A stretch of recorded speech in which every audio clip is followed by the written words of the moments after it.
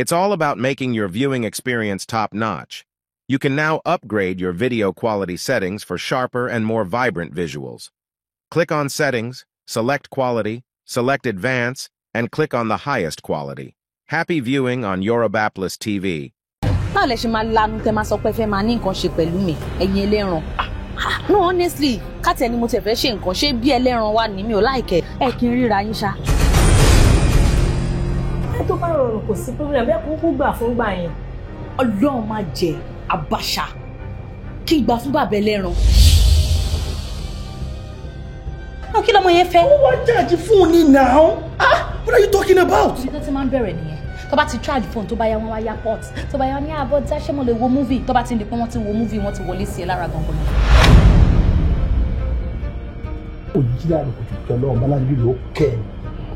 Okay, but I'm going to she must do a feel like my party low. I won't hear what it is. Yet, I'm not famous percentage to duty wagon. Egg Rajari 15,000. Kilo le twin. Ah, Tony Tiani. Ah, Timatu go law and a lawyer, Timoto. They would have been a woman about him. Would you look at her? Put you down and a woman stopping to call a second. So, today our pictures to the sense. Motiri Bogue, Ibitamasun. Look at ah! Look at ah! So, but the man she handle me. I feel people no smoking me. Mo enjoy my later on your debut pay. Ah! Baba yẹn dùn. Nǹkan tó wà kì í ṣẹ̀ṣẹ̀ ra gan. Tó bá ń pe àwọn obìnrin gidi wo náà máa dáhùn. Gbogbo nǹkan tó bò ní mo ti mọ̀. Afẹ́fẹ́ ti fẹ́ àti rí kìíní adìyẹ. Gbogbo nǹkan tó rí gbogbo kò bò. Kì í tí ìwọ lọ sọ fáwọn fámìlì tèmi ní pẹ́tò ìwọ ni ìyàwó mi ni. Tí wọ́n bá wá rí ọmọ lẹ́yìn mi lónìí, dákun ọ̀fẹ́ sọ mí dálámù bọ́ ni. Morowore, kí ló ṣe é? What has come over you? Oh, can we now? Ayala, you my living. This is not you. Tó bá sá lọ, ṣé o gbàgbé pẹ́ sàn máa kéṣá? Ó lè dé bẹ́ẹ̀. Ah. Èmi mo sọ bẹ́ẹ̀ fún ọ.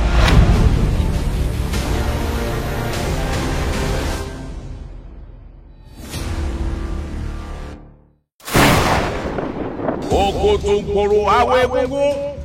Mo ti fi làkàlàkà wọ́jà àwòrò òdìdọ̀nà. Sún fún mi sún sọ̀hún àwọn adáwẹ́lẹ́ sọdún èjìgbò mẹ́kún. Lónìí ni kò ní dọ̀la ẹ̀làwòrì. Májò rábọ̀ tààrẹ̀ ẹ̀làwòrì.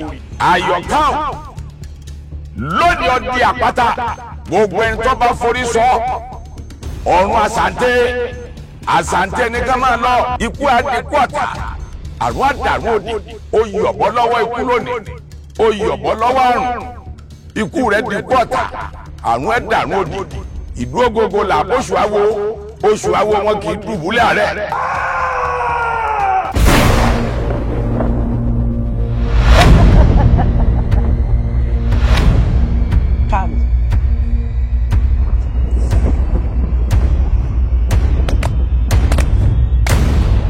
Àwa níkú àfàyàfà níkú bójú bá rí wa á pa tìyẹ̀tìyẹ̀.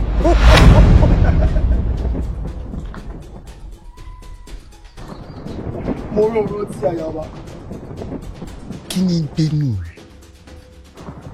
Táǹgùn yan fún ẹ tó ní tọ́bi ọ̀sán. Kí ló dé tó fi wáyé máyà?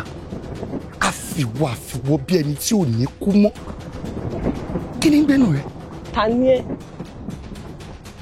Ta ló wọ́n? Níbo lo ti wá? Àyọ̀ká ni mò ń jẹ́. Àyọ̀ká lorúkọ mi. Bí n bá ń bínú, gbogbo ẹranko ní ugbó máa dákẹ́ rọ́rọ́ ni. Morowore ti àyàbá, má jẹ́ sínú bí. Torí tí n bá sínú bí, ìjà jà, òjò àárọ̀, afẹ́fẹ́, má jẹ́ sínú bí. Lẹ́mi Morowore ti àyàbá. Tàrẹ́. Níbo ló ti bọ̀ tó lókù lọ́rùn? Morowore ti. Níwájú tani àti tani. Ṣé torí àwọn kìíní burúkú rédèrèdè tó kójọ yìí? Ló fi rẹ̀ pọ̀ lágbára. Níwájú èmi Àyọ̀ká. Ẹ parẹ́ dànù. Níwájú tani àti tani. Morowore ti. Sọ́ra rẹ̀. kí ni ọ̀rẹ́ mi Àyọ̀ká lórúkọ mi ẹni bá bínú bí ẹrù ogun ni mo máa ń dì fún wọn ẹni bá tún ní kó gun ó sì mí ẹrù ogun náà mo máa ń dì fún wọn torí pé kí ni ọ̀tá mi àwọn méjèèjì ṣe mi ìfẹ́ jẹ́ kó gun ó sì mí wọ́n mo rán rántí àyà ọba ìkìlọ̀ ni mo wá ṣe fún ẹ.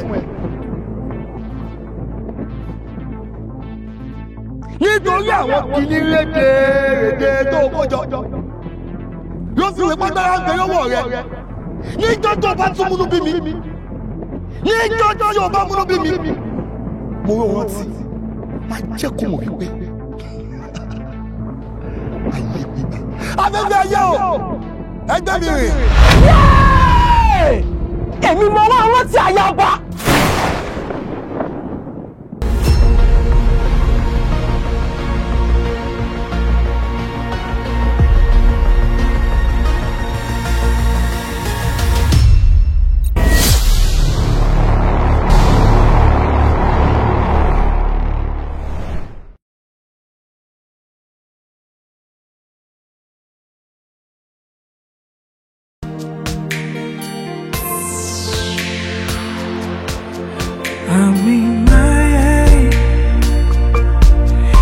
I'm in my space. Money low, you a sucker. Ooh. I'm in my head. I'm in my space. Money low, you a sucker.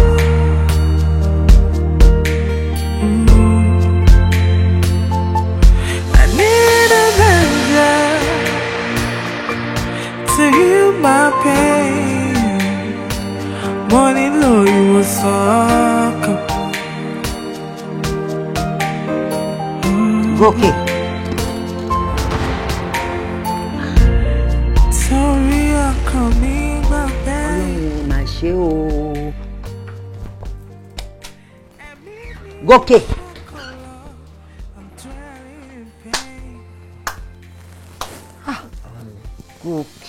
Gòkè mo tiẹ̀ kọ́kọ́ dúpẹ́ lọ́dọ̀ Ọlọ́run náà tó padà sí ilẹ̀kùn yìí fúnra ra ẹ lẹ́yìn ijọ́ mẹ́ta.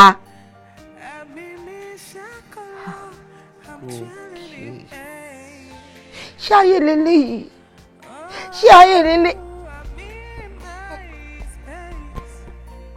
láì kì í ṣe pig style wọ́n bó tó ti fi jẹun láti bí ijọ́ mẹ́rin sórí gbèsè kọrin ṣe ń bò.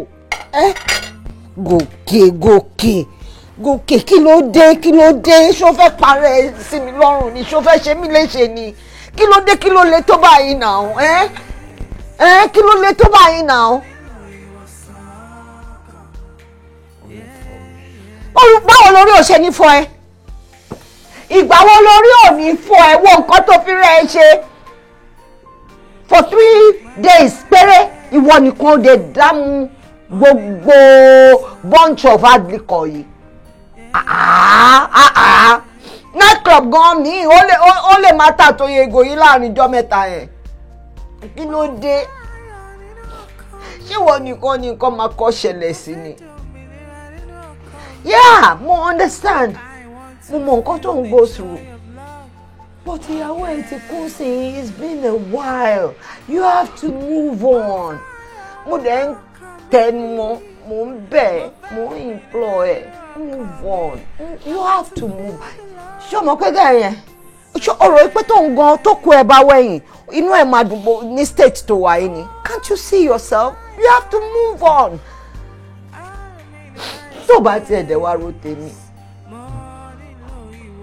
tó ro tara ẹ ó ṣe ro tọmọ tí ọmọbìnrin alálùbáríkà yẹn bí sílẹ̀ fún ẹ Gòkè àwa múra ẹ wá tirẹ̀ ẹ mọ́lé if you love her so much why don't you let that love transcend onto your child ṣé bó ṣe máa ṣe rẹ ni is this how you're going to do that?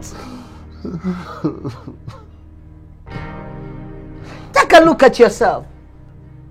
Ṣé kí lọ gbé mi rọ̀ wá fún ẹ? Mami. Mami, ṣé mi ló yẹ kí irú kan bá ìṣẹ̀lẹ̀ sí ni? Kí ni mo ṣe? What have I done to deserve this? Ṣé kókó? Kí ni mo ṣe láti deserve ilé mami? Bí a ti kúkú kú. Bẹ́ẹ̀ ni mi ìmọ̀kan tí mo ṣe kí ni mo ṣe láyé gan? I'm not supposed to be living now. Why are you talking like this? Gòkè ṣọfẹ́ ṣe mí léṣe ṣọfẹ́ pa mí ni ó dé má sọ̀rọ̀ báyìí mọ́. Tó dẹ̀ mọ̀ pé wọ́n nìkan lógún náà kan ṣoṣo tọ́lọ́ ń jogún fún mi. Kò dá báyìí o, you are feeling bad and you are making me feel bad. Kò dá báyìí o. Ṣọfẹ́ sọ mí dàgbọ́n alẹ́ ni. Kò sí nǹkan tó lè tí òkè rọ ìwọ bọ èyí. Ṣó ní ìgbà tó bá ṣe rẹ léṣe àbí ìgbà tó bá kú kó tó mú fọ ni ó dẹ̀ jọ Gòkè. Má yẹ kí n máa sunkún àárọ̀ sunkún alẹ́ báyìí lórí ọ̀rọ̀ ẹ̀. Ṣàánú mi Gòkè, ṣàánú mi ọkọ mi. Ṣàánú mi ọkọ mi. Understand, mami, understand. Understand. Mi ò lè understand you báyìí lọ. I need you in my life and life goes on. Your child needs you. Leave me alone. Ẹ fi mí lẹ̀. I should leave you alone. Ẹ máa lọ, ẹ fi mí lẹ̀. Leave me alone. Ṣé kí n lọ bẹ́ẹ̀ mú? Ẹ fi mí sílẹ̀ bí a kẹ́ máa lọ, ẹ fi mí lẹ̀. Leave me alone. Leave me alone, please. Leave me alone, ẹ fi mí lẹ̀. Okay, at least ṣe ẹ fi mí lẹ̀. Má bá ṣe ọ̀rọ̀ léṣe sí lọ́wọ́. Má ṣe ọ̀rọ̀ léṣe sí lọ́wọ́. Ẹni kẹ́ fi mí lẹ̀ sẹ́. I'm okay, I'm fine. Leave me alone. Àní mo ti ń bọ̀ ń ṣọ́ọ̀pù báyìí sẹ́. What? Kọ̀ńténà dà sómi. Ibo lẹ́yìn ti gbọ́ yẹn? Ṣé ẹrù tèmi ò ṣàṣì ń bẹ̀ ṣá? Mo rò pé orí wọn fẹ́ burú. Orí wọn fẹ́ burú wọn rọrùn sá. Ṣé wọ́n mọ iye ọjà tó wà nínú kọ̀ńténà yẹn? Anyway, mo ti ń bọ̀ ṣọ́ọ̀pù sẹ́ ẹ̀. Ẹ̀yin ò kún rí níùsì tó dákẹ́ fún yàn rí láyé yín. Wọ́n ó ṣílẹ̀kùn fún mi jàre. Mo ti ń bọ̀. Ẹ má bínú mà. Wọ́n gbọ́ ní ìsín lérí fún tẹ́ ń sọ pé Wàsíù Àyìnkí kọ̀ńténà ọ̀dà sómi. Bó ló ṣe ṣe? Ta ló sọ fún ẹ pé Wàsíù Àyìndé kọ̀ńténà dà sómi? Àwọn ti mà kí ṣe Wàsíù Àyìndé ni mò ń sọ. Wàsíù Àyìnkí kọ̀ńténà ti ń kọ fújì ọ̀rẹ́ Sáńkó Ràṣídì pé ọ̀dà sínú omi. Bó ló ṣe rìnrìn ẹ̀? Ṣé gbogbo ọ̀rọ̀ tó bá pè ẹ́ sí ni tó pè ẹ́ sí ṣó yẹ kó dá sí ni? À ń sọ̀rọ̀ tó serious níbí. Ó ní Àyìnkí Wàsíù kọ́ lọ dà sómi. Ó dà tó bá òun kúrò lánàá kó lọ sí gate fún mi jàre. Wàsíù kọ̀ńténà. Wàsíù kọ̀ńténà. Aláǹtà ń sọ fún lẹ́ni tí ò ní gbọ́. Ó ti wá sí sẹ́yìn wá ṣe sóòkan wá tí ó kọrin báyìí. Ojú pípọ́n ló gbédè sẹ́yìn. Ó gba kọ̀ńténà máa ṣe díẹ̀díẹ̀ kò ní gbọ́.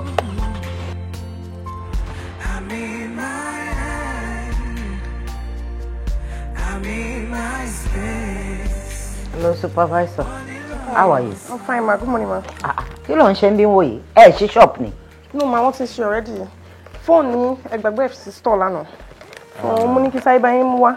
O ṣe. Mo ti ń ring already, ma. Mo ti ní enough missed calls. Yeah, hello. Ẹ káàárọ̀. Yes, may I know who's calling? Oh, teacher Kiki. I hope there's no problem.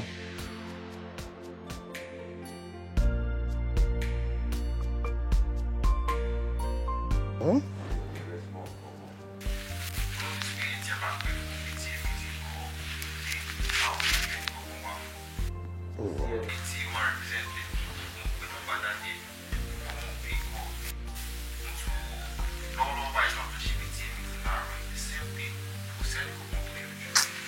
Ọ̀rọ̀ yín ti yé mi teacher ẹ wo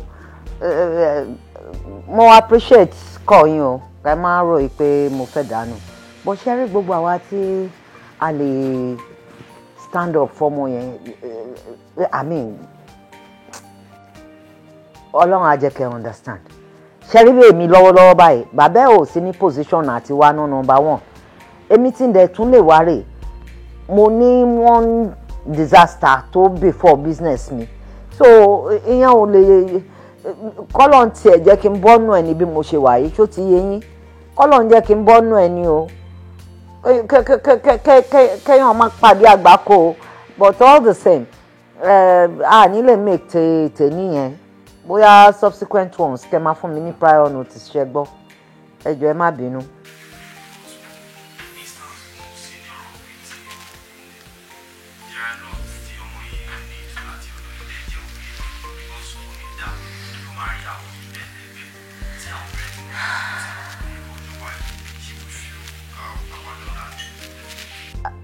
Like I said, teacher, mo appreciate call yìí. Ẹ jọ̀ọ́, nǹkan kan tí mo fẹ́ kẹ́ ṣe fún mi.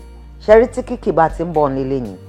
Gbogbo àwọn complaints yẹn àti shortcomings tiwa náà, ẹ bá mi kọ sínú paper kan kẹ́ mú fún. Màá wá nǹkan ṣe sí. Tó ti yé yín. Ẹ ṣé gan ni ma.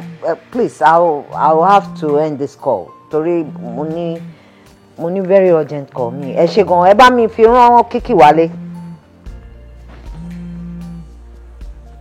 Oh, hello madam. Ẹ mà káàárọ̀ ma. Ṣàlàáfíà ni àwọn ọmọ mi ńkọ́. Ṣé àwọn ọmọ yẹn attend sí yín dáadáa? What? Wọ́n ti ṣí shop kẹ̀. Wọ́n ṣí shop. In fact, ó láti jẹ́ pé wọ́n wà nínú traffic ni. Ṣé bẹ́ gbọ́ tí mo ní ṣan tí yín attend sí yín dáadáa? Ẹ jọ̀ọ́ mà, ẹ má bínú, ẹ fún wa ní few minutes. Èmi gan mo ti múra, mo ti fẹ́ bọ́ síta báyìí. Ẹ ṣé gan ni mà. Nǹkan yín ò ní bàjẹ́. Ẹ ṣé ẹ kú gbogbo gbà wá. God bless you ma. Ẹ ṣé mà. Ẹ ṣé mà. Ẹ ṣé. Ọlọ́run á ṣe dáadáa pẹ̀lú ẹ̀yin náà. Ẹ ṣé mo dúpẹ́. Ẹ kú gbogbo gbà wá. Ẹ ṣé mo dúpẹ́. Supervisor. Ṣé bọ́lá àwọn ọmọ yẹn ti ṣílẹ̀kùn ni? Ọwọ́ kílò náà ó sì dúró síbí. Gbogbo yín inú yín dùn pé ẹ gbọ́ pé kọ́ńténà wọ̀ mí. Ọlọ́run ò ní jẹ́ kẹ́rù tèmi síbẹ̀. Inú yín ò bá dùn jù yẹn lọ. Ọjà a mọ̀ pé kíní ọ̀nà kíní sìn. Ọjà tó wà ní ṣọ́ọ̀bù ṣáà níta ni. O sì dúró o sì ń kúnlẹ̀ ṣoṣooṣo ẹni tẹ́ máa bá yé ẹ̀jẹ̀ náà ń wá. Ẹ máa gbà mí kẹ́ ẹni tẹ́ máa bá yé ẹ̀jẹ̀ náà ń wá. Ọjà tó wà ń bẹ ẹ̀rọ ta kúrò tán kọ́nà má jẹ́ arógun calamity èdè kàtí ẹ̀mọ́ bá ṣe máa raise owó just in case tí insurance bá lórí àwọn burú. Abẹ́wò ni gbogbo ilé ìbáyìí sí. Ṣé fẹ́ gbẹ́rù mi látẹ̀yìn ni? Ó lè dúró ń bẹ̀ ó ń náwó ó ń tẹ́wọ́ pẹ́. Ọ̀rọ̀ Kiki, I will attend to that one later. Kí ni mo fẹ́ ṣe tí mo fi wá bínú? Yeah, jẹ́ kí n pe custom officer.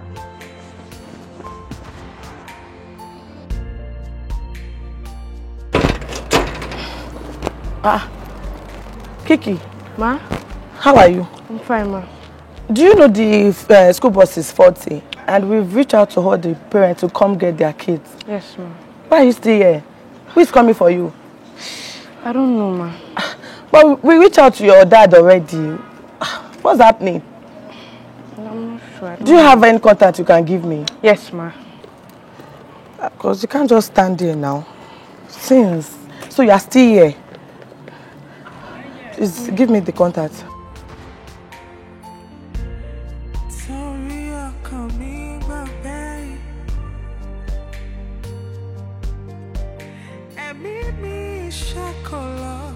I'm dwelling in pain. Sorry, I'll come back. It's not picking up, oh. It's not picking up.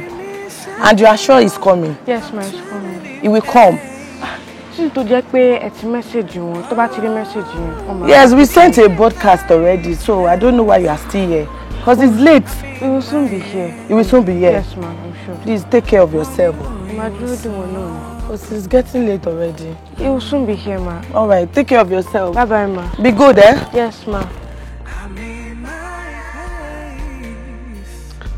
My love, how are you? Baby. Of course I do. Oh, serious. Oh, Wale sọ fún mi. Tí mo bá sọ fún ẹ, báwo ló ṣe máa surprise ẹ babe? Akíkọ́ tẹ̀ ti sọ fún mi. Ṣé mo ń gbé mo tẹ̀lé fẹ́ bínú sí ẹ gan-an ni? Ń gbé mo complain pa battery system fún ẹ. Oh, wá ṣe anything. Do you know I was already upset, not knowing you have this plan? Babe, má disturb her. Mo kàn ní kí n get there for kí n tó sọ fún ẹ. Mo mọ̀ pé irinṣẹ́ ni. Thank you, my love. I really appreciate it. Ọmọ bínú mi ṣe dùn tó. But ọmọ tó máa ṣẹlẹ̀. What are you doing now? Kí ló ń ṣe? Nothing. I'm just talking to the love of my life. I'm in the middle of something. Let me call you back, right? Okay. All right, my love. Thank you so much. Okay, babe. I love you. All right, bye.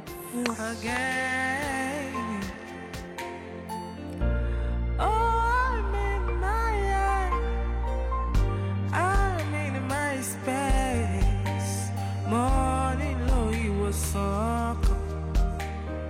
Yeah, yeah. I'm in my space. Morning low, you were so cold. Yeah. I need an angel to take my pain away.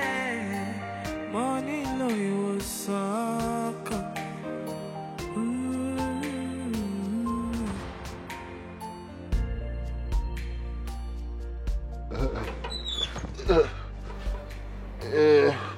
Ẹ gbà mí.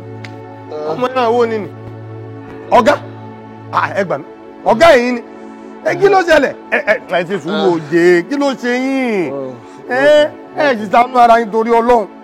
Ẹ ń bọ̀ láti odidi ta ẹ sì ń wakọ̀. Wọ́n ní ẹ má yó tẹ́ bá ń wakọ̀. Ẹ má wakọ̀ tẹ́ bá yó. Irọ́ ni.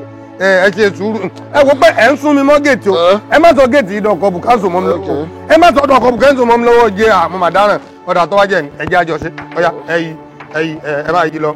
Ẹ máa yí lọ. Ẹ ti yí dáadáa. Ọ̀yá ẹ máa wá drive bọ́ọ̀dì ara yín. Ẹ máa drive ẹ̀ bọ̀ náà lé báyìí. Ẹ máa wá ara yín bọ̀. Ẹ máa wá ara yín bọ̀ sẹ́. Ẹ̀jẹ̀ kan má bọ̀ ẹ̀jẹ̀ ti sùúrù. Ẹ máa bọ̀. Kí ni ṣe yín náà ń gbà tẹ́ ìsọmọ eke? Onílé ọlọ́nà àgbàlagbà tẹ́ ń wọ́ra yín lẹ́lẹ̀ torí Ọlọ́run ọba. Ẹ ń lúwẹ̀ẹ́ láìsí nínú púùlù torí Ọlọ́run. Àbí kí ni ṣe yín gangan ẹ pẹ̀ tí ń swim. Ẹ sọ̀rọ̀ ayé dọ́lọ́kọ̀ ojú omi. Ẹ ń wakọ̀. Ó ti yé mi. A bá bí yín lójúmọmọ nísìn. Ẹ máa sọ fún. Talking too much. Ó tọ́ ni. Èmi ò lọ polo kí ni kí n wá ṣe? Kémi àti yín ọjà. Ó ti yé mi. Rẹ́m tẹ́yìn wa yàtọ̀ sí rẹ́m tẹ́mi wa. Ẹ jẹ́ kémi ní ọgbọ́jà. Ẹ jẹ́ kí jẹ́gẹ́dẹ́ ọ̀rọ̀ mi yó. Ẹ jẹ́ kí jẹ́gẹ́dẹ́ ó fún mi ní kinní tí máa fọ́ gàánì mu. Tí n bá ṣe tí yín ta kẹ́ lọ́mọ àlẹ́ ní. Ń bọ̀ jẹ́ lọ pè ya yín wá. Ẹ jẹ́ pé Esma. Mọ́mì. Ẹ má bínú. Máa change. Kí n má bínú. Kí n má bínú. Gbogbo nǹkan tó wà nílẹ̀ yìí, àfọwọ́fà rẹ̀ ni. Oh yes. Bẹ́ẹ̀ ni now. Because mo rí ẹni tí ò tiẹ̀ make enough effort láti change rárá. And life goes on. Ṣó fẹ́ parẹ́ ẹ̀ dànù ni? Ṣé wọ́n nìkan níyàwó ẹ̀ máa kọ́kọ́ kú ni? Kí ló dé kí ló le tó báyìí?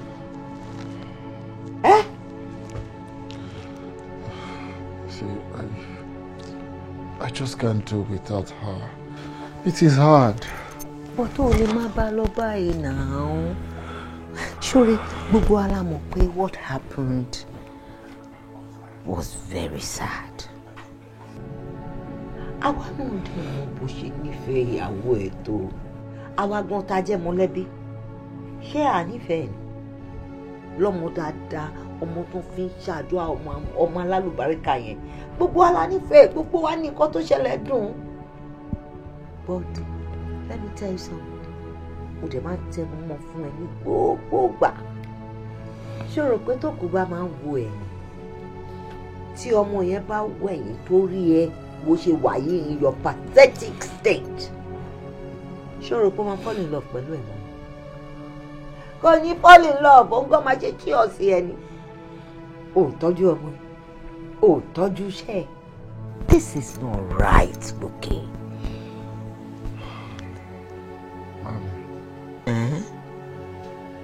Ó ti gbọ́. I hope so. Ẹ jọ̀ọ́, ẹ bá mi wá ìyàwó mi. am incomplete without her. Gòkè ìyàwó ẹ ti kú. Fúnra ẹ ní reality check. Ìyàwó ẹ ó ti kú, ó ti lọ sinmi. Ó ti lọ fọwọ́ rọgí ìgbàgbé. Ṣó fẹ́ gbòótọ́? Nǹkan tó fi sílẹ̀ sẹ́yìn fún ẹ bí iṣẹ́ ẹ bí ọmọ ẹ àwọn ni kó tọ́jú kó má jẹ́ kó bàjẹ́. Máa gbáyọ̀ lọ́wọ́ mi.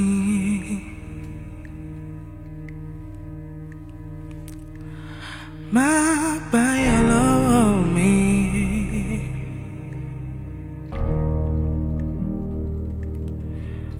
Máa gbáyọ̀ lọ́wọ́ mi, ọba òkè. Máa gbáyọ̀ lọ́wọ́ mi.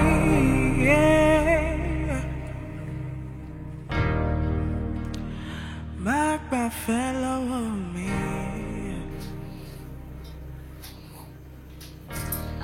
Máa gbàfẹ́ lọ́wọ́ mi. Ìyá Tọ́pẹ́. Ọ̀gá. Kò jẹ́ mi. Ṣé wọ́n ọkẹ́ ṣá?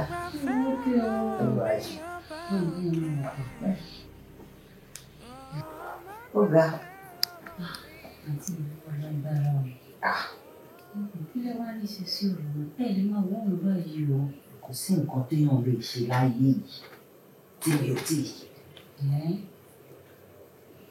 Màá bá wí, màá rè, màá bẹ̀, màá tù, màá sà ń bo.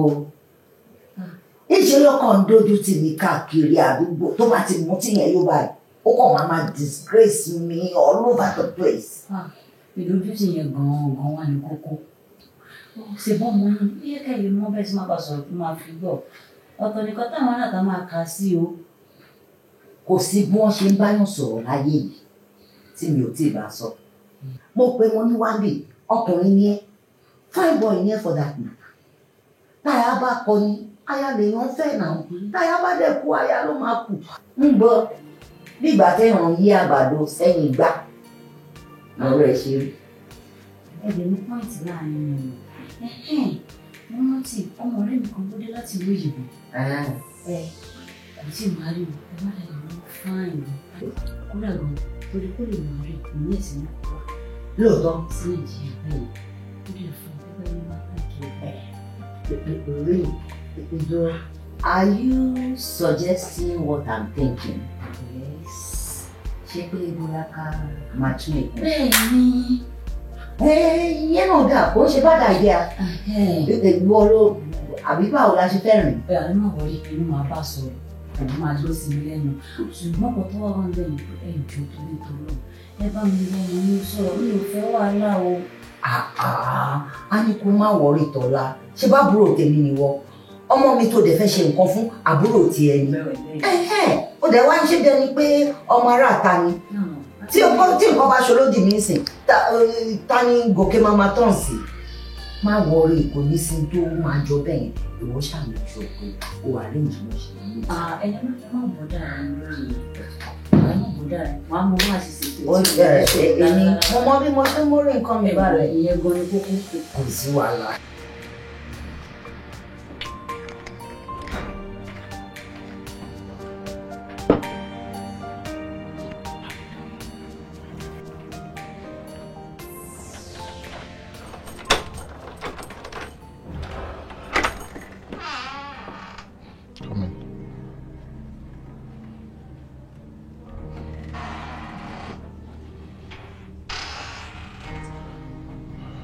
Kí ló fẹ́?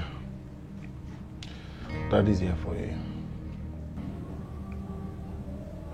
Here for me? Yes. In this your current situation?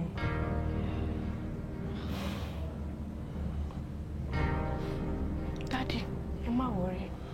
I will understand nǹkan tí mo fẹ́ béèrè. No, you see, we understand. So just talk, just so comfortable person is fine. No, ẹ má worry, sir. Ẹ má worry. It's fine. Just No, ẹ má worry, sir. Ẹ má worry.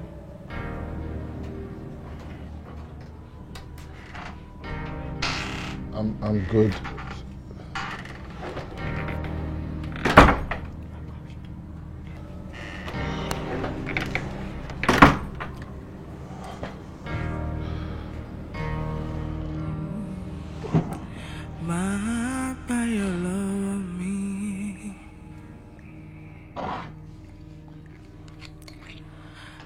did your daddy mom watch it all the time?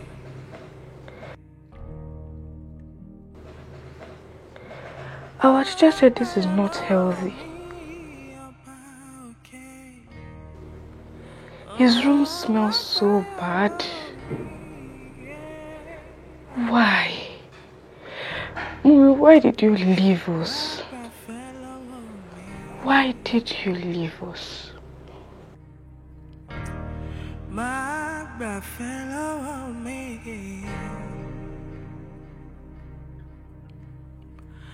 My fellow me about okay. Oh, my fellow me. Hello. Hello. Yeah, good day. Hello, Edio. Edio. Hi. Hi. Ẹ jọ̀ọ́ ṣé Gòkè wà nílé? Wọ́n wà nílé. Okay, thank you. Ẹni sùúrù. Ẹ béèrè ọ̀rọ̀ lọ́wọ́ mi, èmi dáhùn béèrè yín. Ẹ̀yin kọ̀, ẹ jẹ́ kí mi ó béèrè lọ́wọ́ yín. Ẹ kàn fẹ́ máa lọ bí tẹ́ ti mọ̀ yẹn rí. Okay, ẹ lè sọ̀rọ̀ bẹ́ẹ̀ ẹ mọ̀ mi, right? Kékeré á fẹ́ ṣe. Ẹ fẹ́ lọ sọ fún àbí. Ó di dandan kí n béèrè lọ́wọ́ ẹni tẹ́ wá pẹ̀tọ̀. Ṣé lóòótọ́ ni wọ́n expect yín o? Àbẹ́yìn kàn fẹ́ fọgbọ́n, ẹ fẹ́ yọ wá yín, ẹ fẹ́ wá sọ fèlè tó bá sì dòru kẹ̀rẹ́ àwọn tí yín wá. So you keep me waiting here? Àbẹ́ máa gbọ́rọ̀. Àtẹ́lẹ̀ nǹkan kí ló kọ yín? Tell him dára sí mi. Ẹ jẹ́ Mama Lynn ẹ wá ní keep me waiting there. Ṣé tí n bá keep me waiting? Tó bá pẹ́ nu ọ̀nà gẹ́gẹ́ mo ti da yín dúró sí tẹ̀ ń yọjú bẹ́ẹ̀ tó wà ní sẹ́ẹ̀lì lẹ́mọ̀. Wọ́n wá sànú yín mo jẹ́ ẹ wọlé ẹ̀ sọ yìí keep me waiting there. Say díẹ̀ pẹ́. You will one bepe. It's not your fault. Oda, mo lè lo wákàtí kan kí má dé. Kí n sì má bọ̀. Kẹ́ sì one bepa. Mo tó lè jẹ́jú yín gan kí n sọ pé wọ́n ní kẹ́ máa lọ. Hello.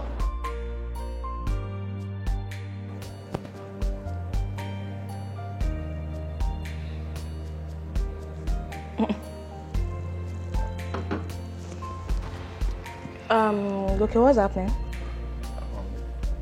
Like, it's about... I thought we were going out.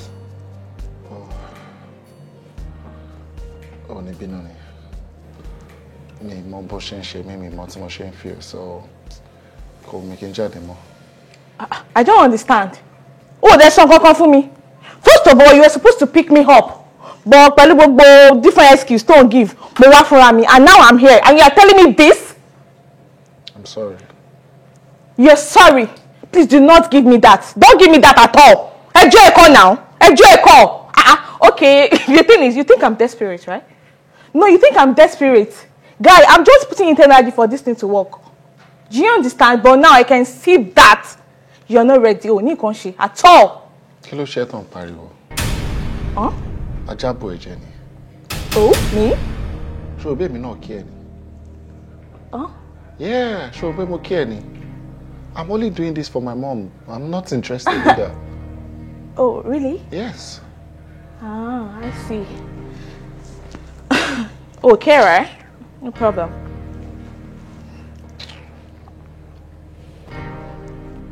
Hello, Mommy. Mommy, mo wà okay. Mommy, èmi ò lè cope pẹ̀lú ọmọ yín o. Mi lè cope pẹ̀lú ele àtọ̀. Mo kàn ní kí sọ fún mi, mo kàn ní kí jẹ́ kẹ́ mọ̀ ni. Yìí. Mommy, kì í ṣe nǹkan tá lè máa sọ lórí fóònù ọ̀rọ̀ pọ̀ nú ẹ̀.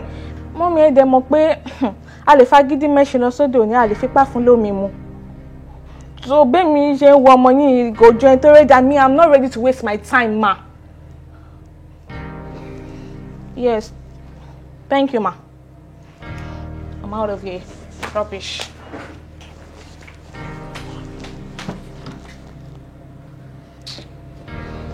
Rada. Ṣé lè náà ló fẹ́ rọ́kọ̀ fẹ́ báyìí? Wàláì kò lè rí. Màgbà fẹ́ lọ́wọ́ mi ọba òkè. Màgbà fẹ́ lọ́wọ́ mi.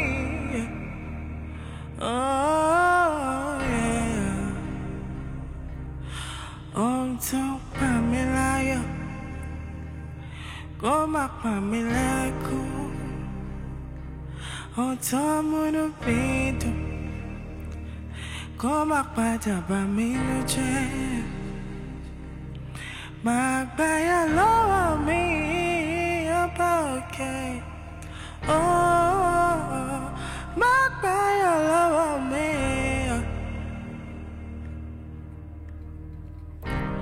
Ohun tó dùn mí nínú yẹ. Oh, kó má padà bà mí nínú jẹ́. Yeah, má gbáyà lọ́wọ́ mi ọba òkè. Má gbáyà lọ́wọ́ mi. Yeah, bí a bá kúrò lẹ́yìn ọmọ ìyá alágbàmọ̀ sọ. Má gbáyà lọ́wọ́ mi ọba òkè. A ní máa bá lọ báyìí náà ká máa rò pé improvement máa wà. Ó dẹ̀ ṣàánú mi. Because kó tó di pé gbogbo nǹkan tó ṣẹlẹ̀ yìí ṣẹlẹ̀, gbogbo àwa tá súnmọ́ ẹ pátá la mọ̀ how lively you are. Wọ́n mọ̀ pé jolly good fellow ni ẹ. Kí ló wá dé tó yóò gba ìkọ̀kan náà àwọn ọmọ yẹn láàyè? Kí ló dé tó ń reject gbogbo? Wọ́n wá síbí báyìí láti wá ṣe jàǹbá fún ẹ o. Wọ́n wá láti wá fún ẹ ní sókọ̀ ni. Wọ́n fẹ́ kínú ẹ dùn. Àwọn náà máa ṣe ẹ́ láǹfààní. Dẹ̀ mú gbogbo wọn, ó lé wọn dànù, ṣàánú mi gòkè. Ó dẹ̀ jọ. Kò sọmọ burúkú nu wọn bó ṣe wò wọ́n yẹn o. Torí gbogbo wọn pátá ni màá kọ́kọ́ ṣèwádìí, màá investigate lọ́tún lósì, màá ṣọ̀fin tótó, màá ṣe gbogbo ẹ̀ kí n tó ní kọ́ wá báyìí. Ṣé mo lè rí inú iná nílẹ̀ kí n tiẹ̀ sí ni? Ó lẹ́jọ́ ọkọ mi, ṣàánú mi, gbà kán nu wọn láyè. Mọ́mí. Ṣùtìrì irú ọtí mímu yìí kò láǹfààní kankan bó ṣe wù kó wọn tó lè ṣe fún un. Ó lẹ́jọ́ ọkọ mi, kò tiẹ̀ mú kan nu àwọn ọmọ yẹn. Just give one of the girls a chance. Ká dẹ̀ wo bí tí gbogbo ẹ̀ máa já sí.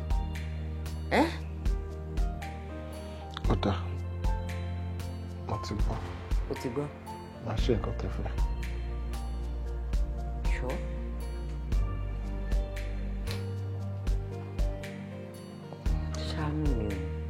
Ṣàánú mi o. Wàá kọ́kọ́ fọtí yẹn lẹ́nu.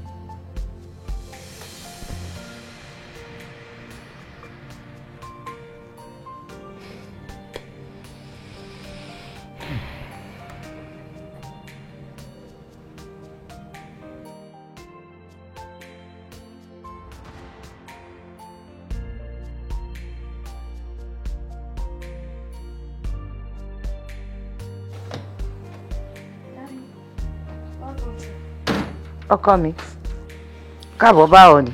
Kúlẹ̀. Lẹ́ káàbọ̀. Báwo ni ibi tẹ́ lọ? Gòkè. Ṣebí wà ni mò ń bá sọ̀rọ̀, báwo ni ibi tí wà àti Betty lọ? Mọ́mí, ẹ má dá ọkàn yẹn mọ́, mi ò fẹ́ gbọ́. Kí ló dé? Ṣé jà ni? Ṣé wà àti Betty jà ni? See, it's not even about her.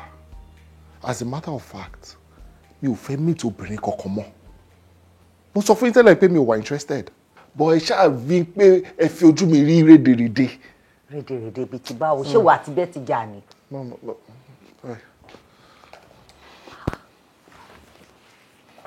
Irú spèsì human being wo lélẹ̀ báyìí? Let me check.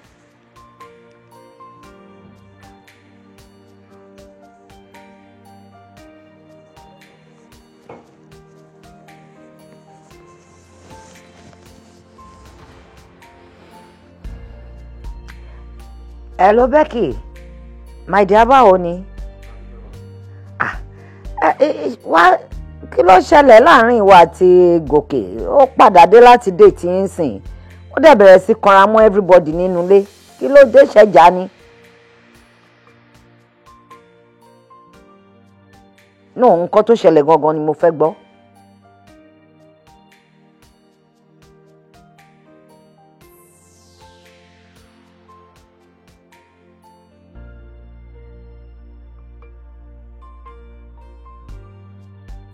or stand there up. No wonder. Anyway, Wabeshema settle, but I'll look into it. Nah, baby. I am it.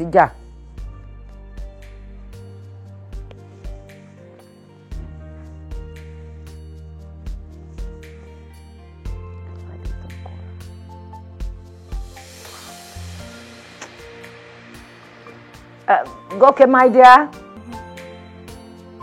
Goke. Ó dé nìyẹn ó tá máa ṣakọ bí bàbá ẹ̀.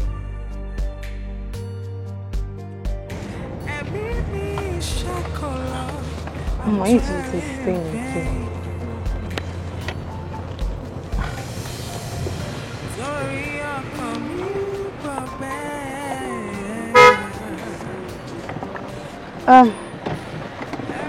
Fine girl, báwo ni iṣẹ́ wa pa?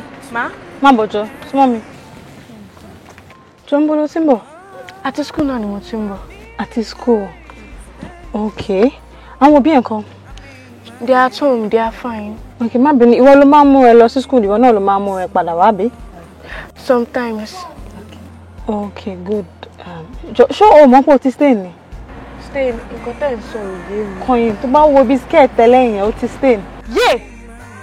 Kí lélẹ̀? Kí ló ṣe mí? Nǹkan oṣù ẹ ni. Yes, ẹlẹ́kejì tí mo dé máa rí ẹ tó ti stain tó kọ bí ara sí lélẹ̀. Nǹkan oṣù? Kí ló ń jẹ́ bẹ́ẹ̀? No, calm down. Kò ṣe nǹkan tó le. Ìwọ náà ti dún ọmọbìnrin nìyẹn. Níbo lọ́dọ̀ ẹ? If you go straight, tó bá gba left nearby, there's one big house. Okay, number 11 yẹn? Yes, ma'am. Okay, good. Wọlé, má worry, má ṣàlàyé gbogbo ẹ̀ fún ẹ. Ma? Wọlé sẹ́, ṣé o mind kó wọlé kí n come? I should just explain everything to you because this is not nice. Okay, ma'am. Yeah, just come inside.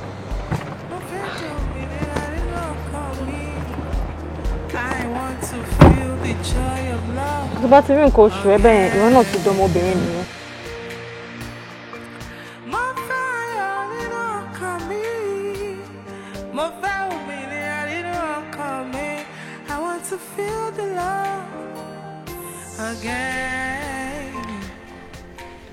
Thank you, sister. I've changed.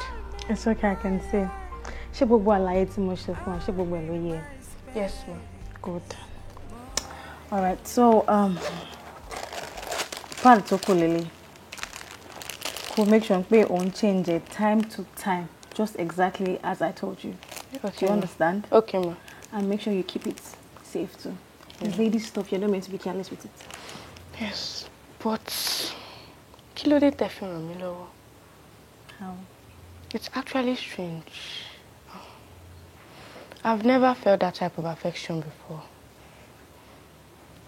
Maybe it's because I don't have a mother. Oh my God. Are you serious? Oh, I'm so sorry. No, it's not your fault. Yeah, that's so sad. I'm really sorry. It's okay.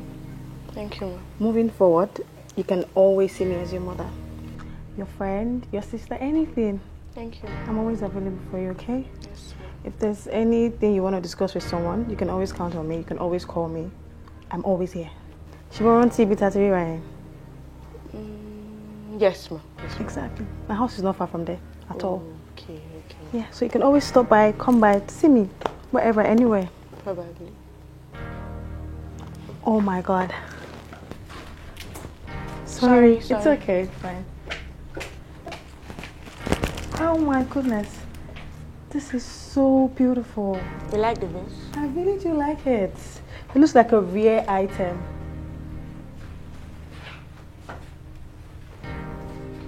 What's this going on? Daddy. Oh, your dad. This is my friend and my big sister. Yeah.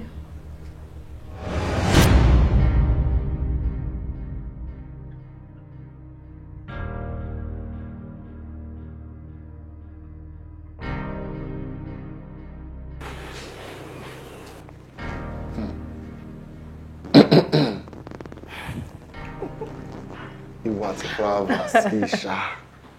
Ṣé wà kúkú sọ́dọ̀ mọ́? Seriously. Ṣùrí. Àtijọ́ tí mo ti rí Flower yìí, ló ti ní special spots nínú ọkàn mi.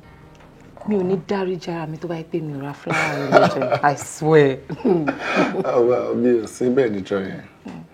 Àmọ́ tó tiẹ̀ ṣe ń gbé gẹ́gẹ́gẹ́ yìí, ó ti jẹ́ kí n mọ̀ pé wà so special sí ẹ. Yes, it is. Oh, we should beautify. It is. It's beautiful. I love you. I love you. You do?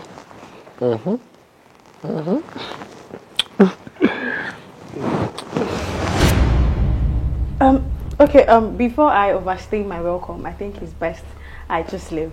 Oh, okay. Yeah, it's Bye. okay, Kiki. Kiki, make sure we see you, okay? Yes, ma'am. All right, love. Remember all we discussed. Make sure I see you, okay? Bye-bye. Yes, bye. Love you. Love you too.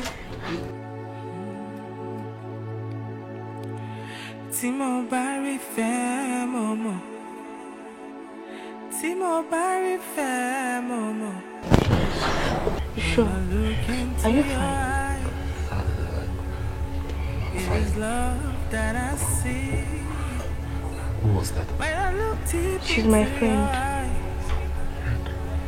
It is love that I see. Tí mo bá rí fẹ́ mo mọ̀.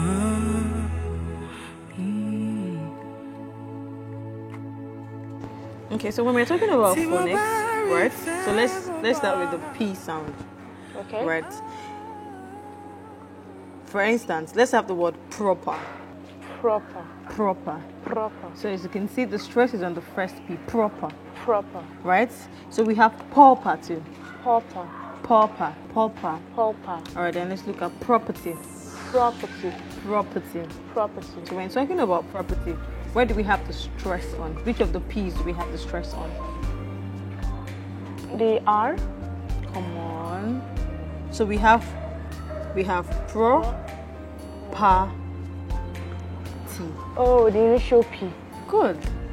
Gotcha. Yeah, we got this. Yeah, so we have property. Property. So now let's move to F. So for F, we have words like filthy, Filthy. foolish. So as you can see, I'm not saying foolish. I'm not saying filthy. I'm saying foolish. Foolish. I'm saying filthy. Filthy. Yeah. Are you getting it? Ó ṣe alájọbí àgbẹ̀ ẹ o. Ó ṣe ẹ̀kọ́ àlejò. Ó máa wà lágbára àǹtí mi. Ládùúgbò gbogbo ìgbìyànjú yín lórí ọ̀rọ̀ mọ̀. Bákan náà ló tún já sí. Kí ló tún kù tí mo fẹ́ ṣe? Kí ló tún kù tí mo lè ṣe? Inú mi dẹ̀ dùn pé gbogbo akitiyan mi pátá lórí ọ̀rọ̀ yìí, gbogbo ẹ̀ ló ṣojú ẹ̀. Kí ló tún kù? Ṣé o believe wípé gbogbo ọmọbìnrin tí mo introduce sí gòkè pátá ìwà ló fi lé gbogbo wọn lọ? Bẹ́ẹ̀ni. Bẹ́ẹ̀ni. Bọ̀ ọ̀rọ̀ yẹn ti wá ń kọjá bí mi ṣe ń rò ó. Bẹ́ẹ̀ ni àǹtí mi, kó má jẹ́ pé abúwọn àti ìyàwó ẹ̀ múlẹ̀ ni. Múlẹ̀ bíi ti báwo, ibo ló tún gbọ́wọ́ ọ̀rọ̀ gbà yẹn? Múlẹ̀ kẹ̀. Múlẹ̀ kọ́kọ́kọ́, ọtí àmupara ni ọtí àmupara, ọtí àmuyíra. Kò sí nǹkan míì tó jọ tí yẹn lọ. Ṣé o mọ̀ pé right now bá ṣe ń sọ̀rọ̀ yìí, manager ẹ̀ ló ń run company. Ìyẹn ṣe dáadáa o, kò ṣe dáadáa o, kò sẹ́ni tó mọ̀. Èyí tó tiẹ̀ wá dùn mí jù ń bẹ̀ ni pé gbogbo ọ̀rọ̀ tá à ń sọ yìí ó ti ń affect Kiki. Poor girl yẹn ó ti ń affect ẹ̀. Àti mi yẹn gógógógó ni o. Kò gbọ́dọ̀ máa tún affect ọmọ yẹn. Èmi bá ní wípé kẹ́ ẹ lọ sọ́dọ̀ àwọn doctor kí wọ́n pè kán sit ẹ̀ down, kán fún ní lecture, kó mọ everything, kó mọ̀ tún yàtọ̀ sí bóyá tó máa yàtọ̀ díẹ̀. Yàtọ̀ ń bo tani ṣé Gòkè? Gòkè ò ní lọ. Tó bá mọ ọ̀kẹ́ àìmọye owó mi tó ti sọnù sí ọ̀dọ̀ àwọn oní rehabilitation centers káàkiri tó jẹ́ pé igbó atú ní gbogbo owó yẹn lọ. Irọ́ ni àǹtí mi. Like I said to you, sori ọmọ mi làánú ẹ̀ ń ṣe mí. Ọmọ yẹn ti bẹ̀rẹ̀ sí fìlẹ̀ lára, ó ti ń feel pé ìyá òun ò sí láyé ń sìn. Bọ́dì yẹn ti pọ̀ jù lórí ọmọ yẹn, mélòó ni gbogbo ara ẹ̀. Ó ti di bọ́dì yẹn ti ń wé ọmọ yẹn down, ó ti ń affect iṣẹ́ ẹ̀ ní class ní school. débi pé àwọn tíṣà ẹ ti ń pelé láti máa sọ wípé kò ṣe dáadáa nínú ẹ̀kọ́ ẹ̀ mọ́. Kò sí nǹkan t'Ọlọ́run lè ṣe. Mélòó lára ọmọ yẹn?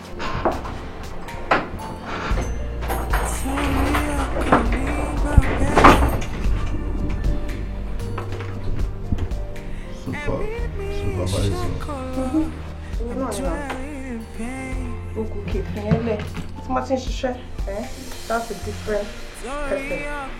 But this person can be for you. It can be who knows. You're sexy. Kí ló ṣe ẹ́, Kiki? Some. Maybe I've been so worried about you. Yes. Oh, look, only everybody down. Oh, actually, let me take care of you. Do you like what you say?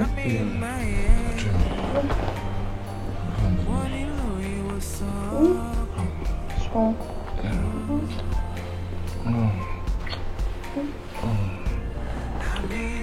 Let me take care of you. Would you be a good boy?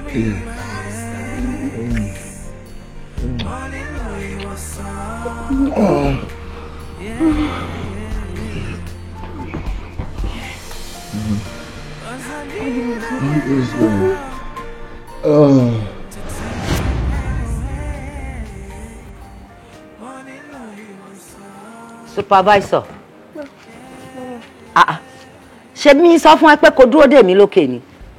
Alẹ́ ti lẹ́ ni mo rò pé kí n kú máa lọ mà. Alẹ́ ti lẹ́. Òótọ́ ni. Ọmọ tán bá bire ò kí ń rìn ro. Mọ́mí, ẹ jọ̀ọ́ mà wọ́n.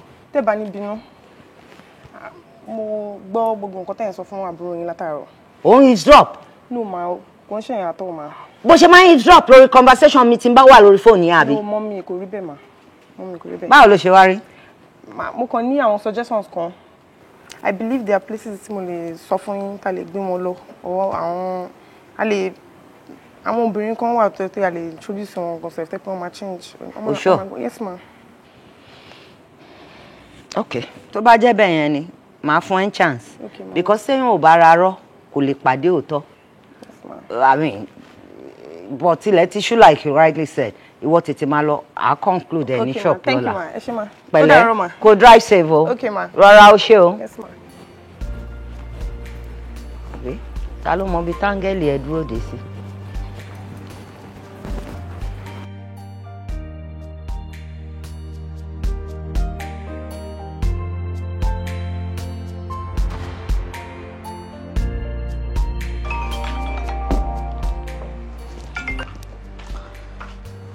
Hello?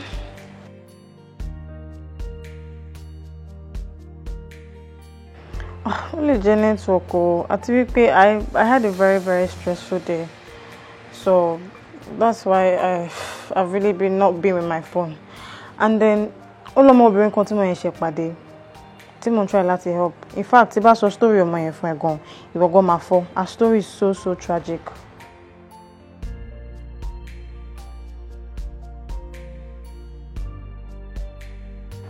I understand. Don't ní bínú sí mi náà ni. You will at least calm down and try to understand me too. Remember I told you I want to limit my screen time. So you're not too much pẹ̀lú reason why tí mo fi sí online.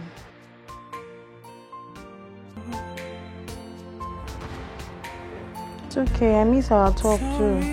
I miss you so much. Ọmọdé yẹn kò ló need time. She really needs my time. She's going through a lot. Like she doesn't have a mother. Her father is different. In fact, let me just go into details for you so you understand what I'm trying to say, what I've been going through, and how she needs my help. Sincerely, mi ò lè sọ pé ìgbà báyìí ló dúró. Mo ti rẹ́yọ̀ lájẹ́ tí olójú tí wọ́n ní number 1. Tó wá gba ìjẹ́lẹ̀ ni mo ti wá fún mi nọ́mbà. Yá ìyá lèmi, tẹ bá lẹ̀ yá wèrè mi gan sán lórí. Ó tó pé ní àná ìgbín, ṣùgbọ́n rẹ̀ la pera wa, tí wọ́n á jẹ́ kí máa bánú ara wa jẹ́. Ṣé kò mọ̀ ṣé ibi tó ń sọ ìṣe àpọ́nlà ni o? Ẹ̀yin lè ṣọ̀pọ̀ nílé yìí o. Ọmọkùnrin tí ó fún ọmọ yín lórí rẹ̀ ni ó ṣe wedding àti kó máa ṣe méjì yìí. Ọ̀fẹ́ fi àjẹ́ lásán ni. This is our first fruit. It is a disgrace to the family. O lè yọ oyún tó ṣe wà. Ṣé àmì sọ pé à ń bẹ̀rù fún ìsìn ká máa sùn? So he is expecting a baby. O dẹ̀ ń tọ̀nù. Because I am not ready to be a father or husband. Bí owó ẹ̀ kó lè gbé sí gbogbo. Ó mú owó kan kó sí mi lọ́wọ́ ni. Àbí nínú àjẹsẹ́kù tó ní kí n bẹ́ẹ̀ kó dání kí n bẹ́ẹ̀ tọ́jú èrò mi wọn ní kí n kó sí. So when you were sleeping with me, what were you thinking? Banku ló ń pè mí, Banku. I wear the shoes and I know you're eating cheese. I'm very sure pé ìwà tó ń wo tí àwọn family fi reject ẹ nìyẹn. Ṣé wọ́n jẹ láì gẹ̀mẹ́ ìpèsè lóyún? Mi ò ready láti bí ẹ sílé gẹ́gẹ́ bí ìyàwó.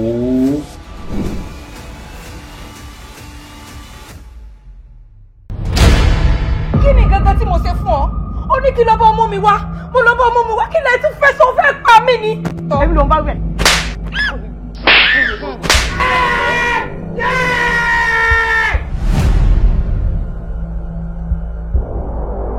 Ẹ̀yin méjèèjì ẹ bẹ̀rù Ọlọ́run.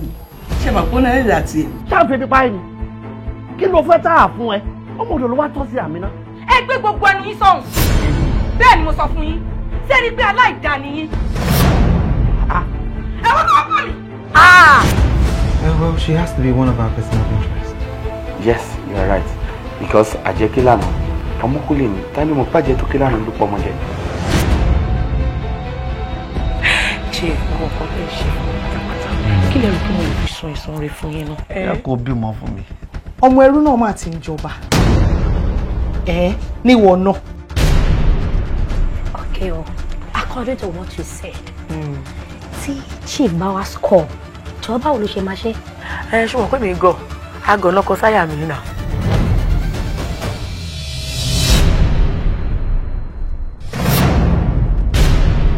Ọmọbìnrin yẹn ló pa ọkọ mi. Àbí? Ṣebí díẹ̀ ló kú sí. Òun ló pa. Ayé mi, tèmi ti bá mi o. Hey, calm down. Let's get something straight. Ẹ má bínú, ṣé torí pé ẹ fẹ́ bá wa ti omi náà lẹ ṣe rántí wọ bàtà. Sorry, but now for the last time.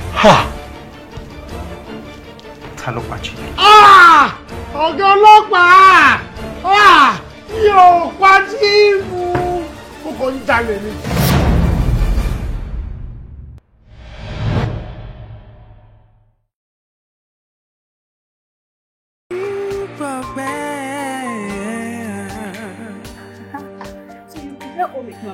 Yeah, home economics is actually simpler for me. I can't believe it. You know, I thought you like English. No, home economics is actually more relatable because house chores, cooking, sewing, and everything though. Oh, really? Yeah. I never knew. I thought English was your favorite subject. English is okay. It's complicated at some point. So I prefer home economics because you can vibe to it. You can vibe to Yeah, it. actually. Not It's okay. Yeah. I understand. I have to go, my love. I'll Okay. see you too. Bye. Good night, my love. Take care. Bye. Read your book. Study. I'll okay? try my best. Hello. Hi. Hi. How are you? I'm fine, thank you. Yeah, mo fẹ́ sọ pé kí n dúpẹ́ lọ́wọ́ ẹ fún nǹkan tí o ṣe fún Kiki. I really do appreciate you. Thank you so much. Yeah, Thank you. Yes, it's okay. Ṣé ẹ fi hàn pé ẹ má bínú pé mo fẹ́ wà forward a bit. But ẹ fi hàn pé tẹ́ bá fẹ́ dúpẹ́ lọ́wọ́ mi fún ìtọ́jú ọmọ yín. At least we can put our hand together there. As it is now, you reek of alcohol. Ọtí ló ń rùn ní gbogbo ara yín, gbogbo ẹnu ibẹ̀ ṣe so ẹni pé mo ń fọwọ́ bọ̀ mú. Ó wà very, very disgusting. Yeah. I'm sorry. Very. I'll make amends. Okay. Just surely for me 5 minutes think of refreshing. I beg. I'm sorry. I don't have that time. It's okay. My love. I'll see you tomorrow, right? Take care, my love. Tí mo bá rí fẹ́ mo mọ̀. Tí mo bá rí fẹ́ mo mọ̀. When I look into your eyes, it is love that I see. When I look deep into your eyes, èrò ọmọ ṣì ń jáde padà. Ṣé n tán fi ń kíyàn ẹ kulé ẹ káàbọ̀ nìyẹn?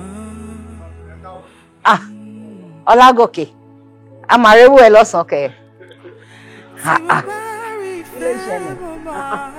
You're so cheerful. Bye, now, Mario. You look different. You look different. Really. You're brimming with so much laughter and to what do we owe this? One question come for you. Okay. No, 2 questions. Okay. Sherry Morowore ní Batembo. She just left. Lady tí Kiki máa ń sọ̀rọ̀ yẹn. Yeah. Oh no. Èmi kan park síta kó má jẹ́ pé gbà yẹn ni mo miss. Probably. And the second question, short him lẹ́nu mi lára mi jo. Ìyẹn normal. Ṣé o mọ̀ pé ó normal kọ́ tí rùn lára ẹ̀ ìgbà tó jẹ́, but I mean your smile is so radiant this is. Okay, now mo fẹ́ kẹ́ fún mi ní 10 minutes. I'll lọ sókè ìsìn. I'll freshen up. Dẹ̀ ní gbóòórùn ẹ̀ mọ́. Lóòótọ́? Yes. Mi ní gbóòórùn ọtí lára ẹ̀ mọ́. Does that mean pò ní mutí mọ́? I'll be back.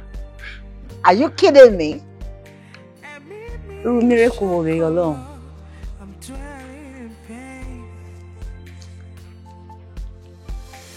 Fẹ́ lọ wò fún wa.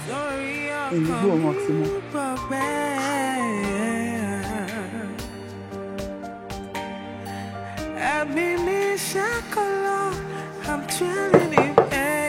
Daniel. It's me, your dad. Can I come in? Oh, Daddy, come in.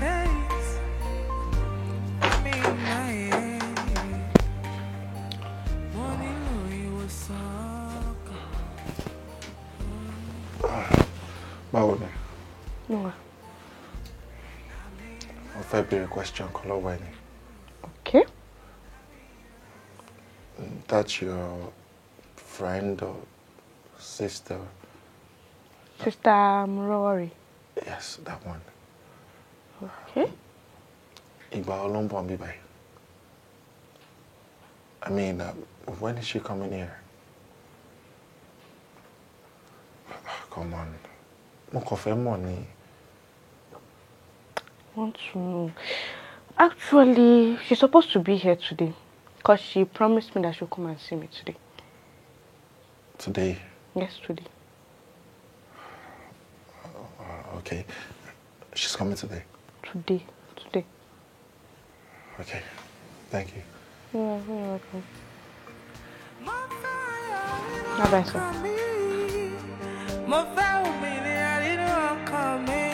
I want to feel the love again. Oh, I'm in my eye. I'm in my space.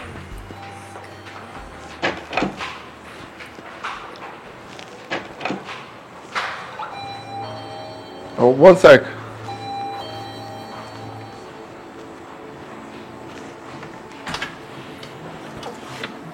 Hi. Hello, good evening. Good evening.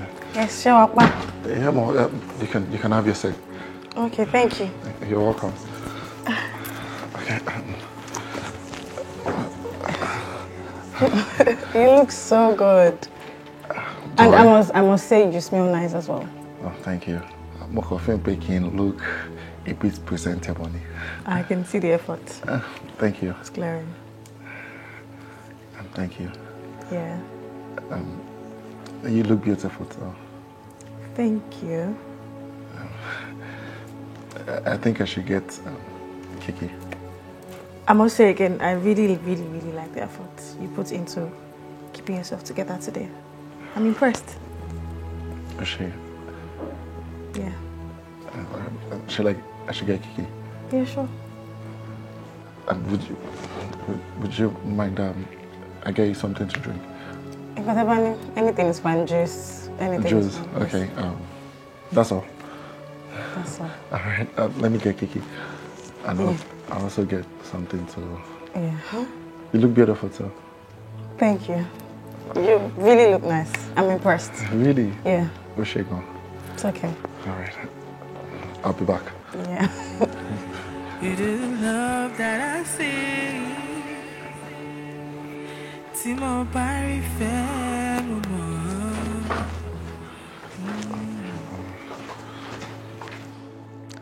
Baby, you so now. You so Toby. It's not what you think.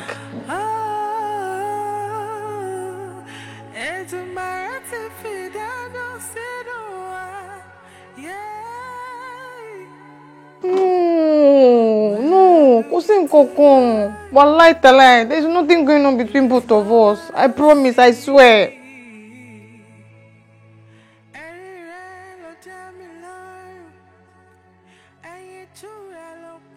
I am. I'm just always tired most times. And I told you about my screen time too.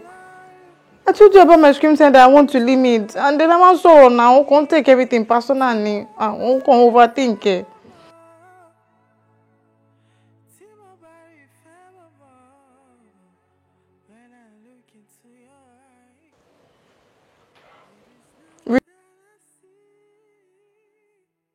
Bye-bye. Okay. Bye. Kí ló dé gbogbo nǹkan ló máa overthink. Kí ló dé, kí ló ṣẹlẹ̀?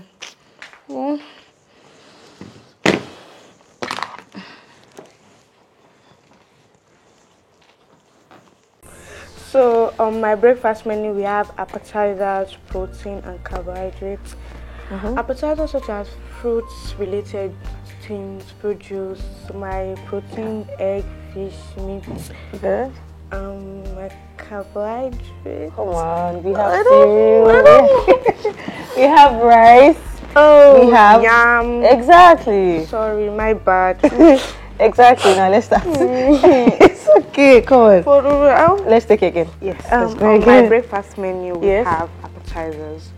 Appetizers such as fruits, fruit juices, proteins such as egg, fish, and meat.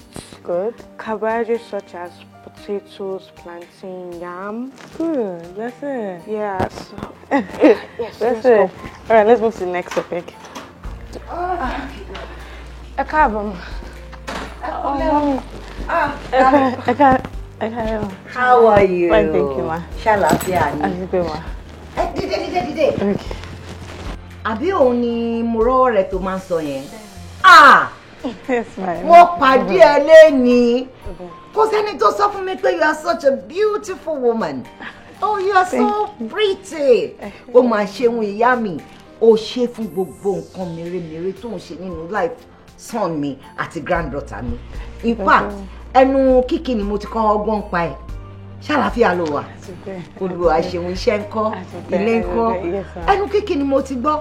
Mo dẹ̀ ti wá ń pine láti meet ẹ but ó ṣá mọ̀ gbogbo wàhálà ṣe wa yìí. Ó ti yẹ kémi gan fúnra mi kí n wá rí ẹ. Láti ìgbà tó ti wọnú life son mi àti granddaughter mi, ìyàtọ̀ yẹn ti wà.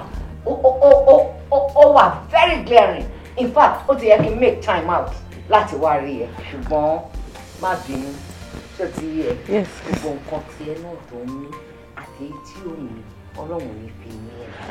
Àmín. Ò ní dààmú lórí ilé ẹ, lórí iṣẹ́ ẹ, lórí ọmọ ẹ, lórí ọkọ ẹ, lórí gbogbo nǹkan tó gbẹ́kẹ̀lé láyé ẹ ò ní dààmú.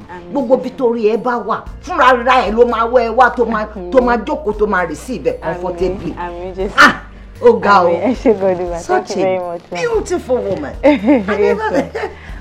Kò tẹ́ cross mind mi rí pé ẹni tó ń sọ anyhow ẹni tí mo bá yìí ọ ẹni tí mo rí ẹ yìí mo láti ṣe ẹ lálejò kí ló fẹ́ jẹ́ kí ló fẹ́ mu. No mummy, ẹ má worry, mo ti ń lọ kí tó dé gan àti ṣetán àti ń palẹ̀ mo ti palẹ̀. Ṣé mi ló dẹ́rù bẹ́ẹ̀ ni? Not at all. Ẹni tí ń wá rí ẹ ò wá ní jẹun irọ́ ni o mo láti ṣe ẹ lálejò. Ẹ má worry, next time tí bá pàdé yín anything tẹ́ bá fún báyìí ni mo máa jẹ. But today I'm just too late. Omi ìfò ní jẹun. Yeah. It's okay. I'll see you tomorrow. Such a love. Very well. Thank you. Má bí mo ti yẹ kí n ti wá rí ẹ iṣẹ́ ni. Torí ọ̀rọ̀ ṣẹ́ wa yìí kò ṣeé fìyàn sí. Wọ́n máa solú ẹ̀ lórí burúkú, wọ́n máa gbéwùyàn látẹ̀yìn. Oye mi. Ṣé ò ń bínú? Mọ́mí, má sọ bẹ́ẹ̀ mọ́. Yes, ma. Ẹ ṣé Godima. God bless. All right. Yes. Má parẹ́ wa gbolẹ̀. It's okay. All right, ma. God bless you. Àmì ma, ó dàbọ̀ ma. Call your dad. Let him see her. No. Good need. Ẹ ṣé Godima. Bye, my love. Okay. Yes, I'll see you. Don't worry, I'll see you tomorrow. All right, bye, ma. Lovely looking baby. Wow. So that's come, Kiki. Oh, sọ fún mi rí pé she's that beautiful. That's your friend. Yes, ma'am. She's so lovely. Oh my God. Kí ló ṣe bàbá ẹ? Fún mi gbàgbé. Sleeping. He's sleeping. Ìyẹn náà dá. Ṣé wọ́n ti jẹun? O fẹ́ jẹun ni. Wà á ti jẹjẹ ìjẹkújẹ ìpápánu oríṣiríṣi. Àmọ́. Nǹkan tó jẹ́ bẹ́ẹ̀ ni. Ẹ̀rín rẹ̀ ló dá mi lọ́rùn. Ẹyin tú rẹ̀ ló pè mí. Yes. Thank you.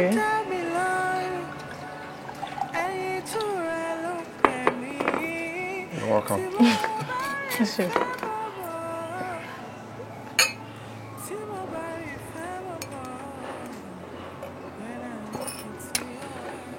What? Thank you so much. Only imagine Kokolojuti, but to me, it means a lot. It's okay, you keep thanking me every time. We'll talk, but I should even be the one thanking you yourself because I've been having fun here. Well, thanks to you. You're welcome. I'm happy you appreciate everything.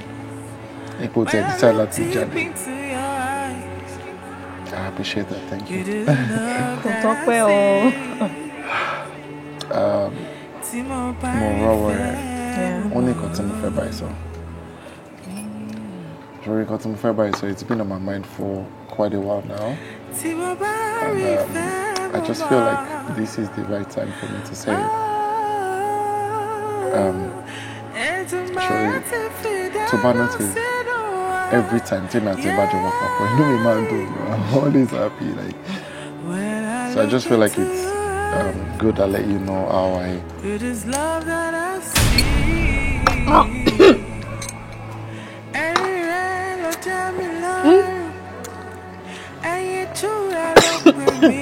Oh my God, what is this?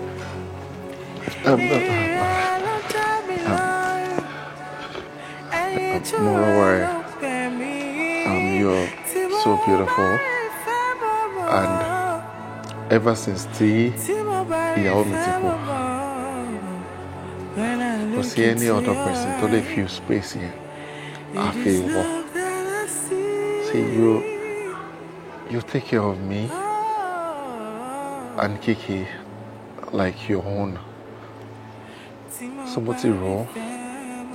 For this reason, I just feel like I want to be your man. I want you to be my wife.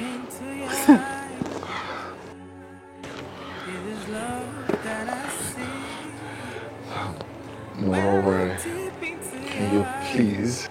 Big sis, please say yes. Please. Me.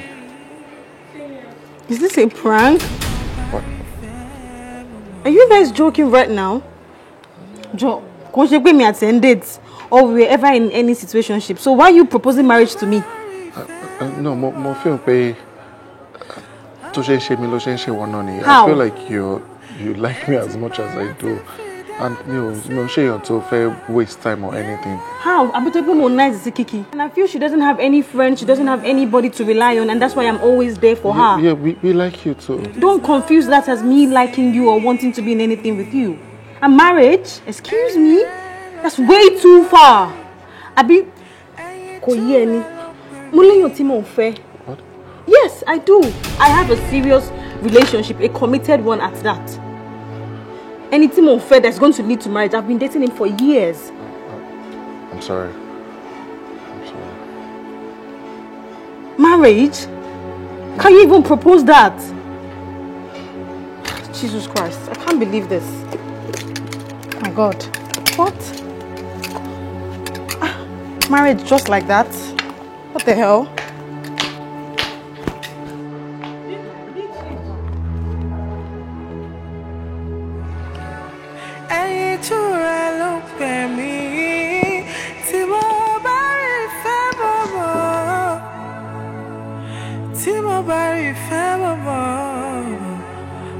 Don't baby me.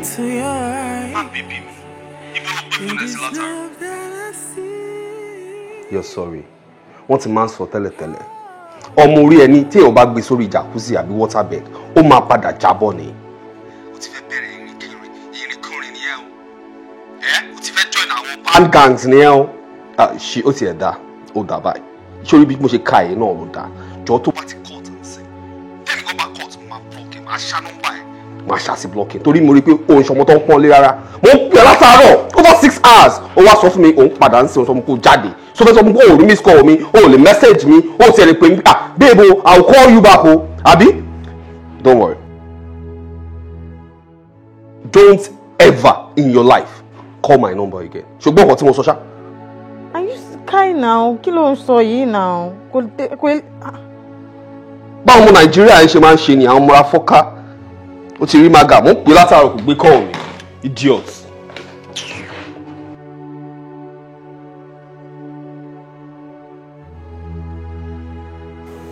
tóbi mọ ẹgbẹ́ kọ̀ mọ́ ẹ gbà mí.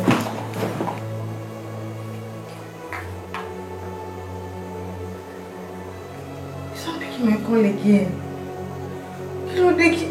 Kí ló lè tó gbogbo level yìí?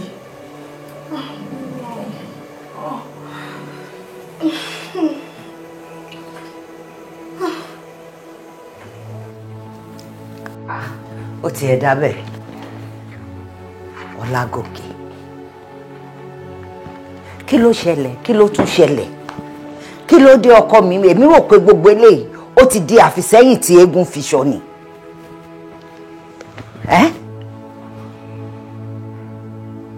Mọ́mì.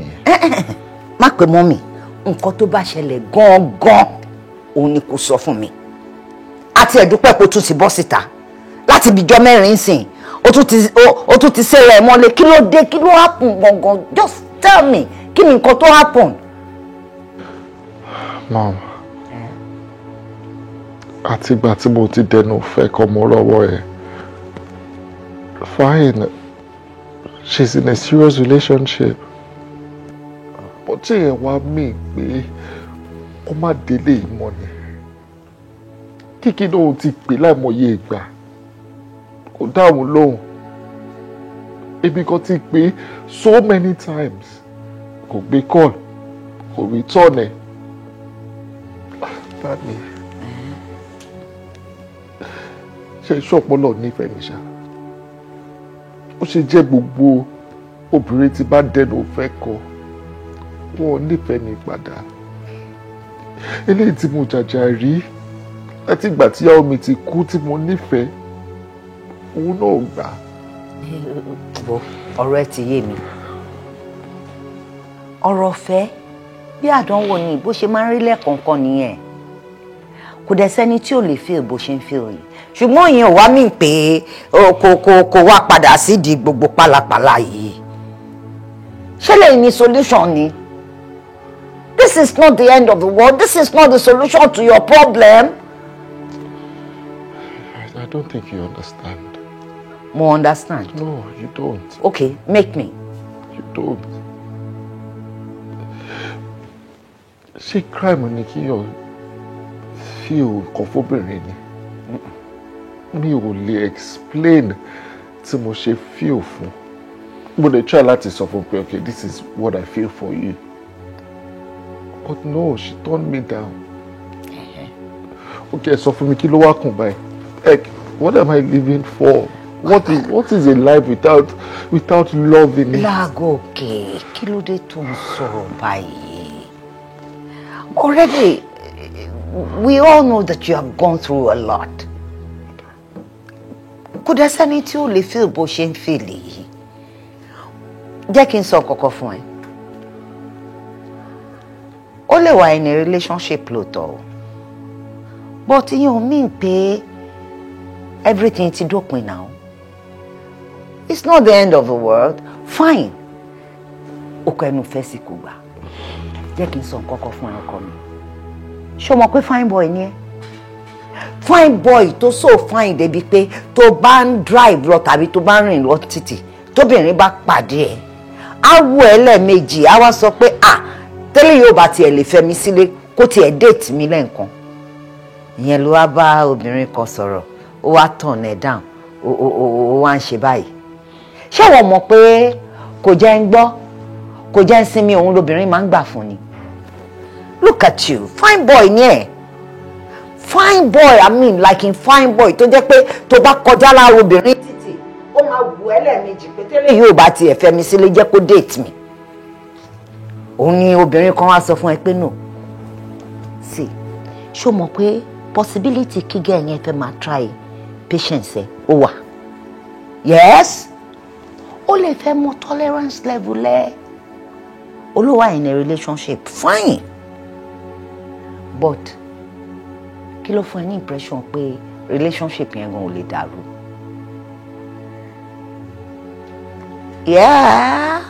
Yeah. Kí ló fún ẹ ní impression pé ó fẹ́ test pé bóyá o máa sá lọ àbò máa dúró ni? Relationship yẹn lè dàrú. Ìwọ ló ní give up. Give up ni now, you won't give up bẹ́ẹ̀ yẹn. Mom, do you think so?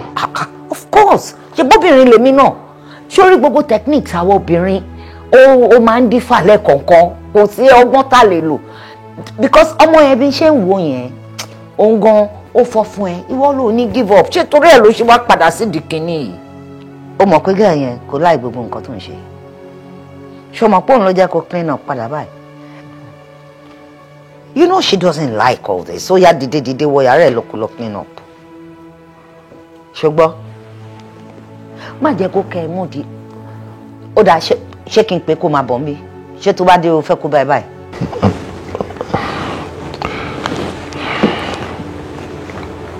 Ó dáa máa lọ pé má jẹ́ kó ka ẹ mú di. Má dìde. Mi ò pé mọ́ ń gbà yẹn.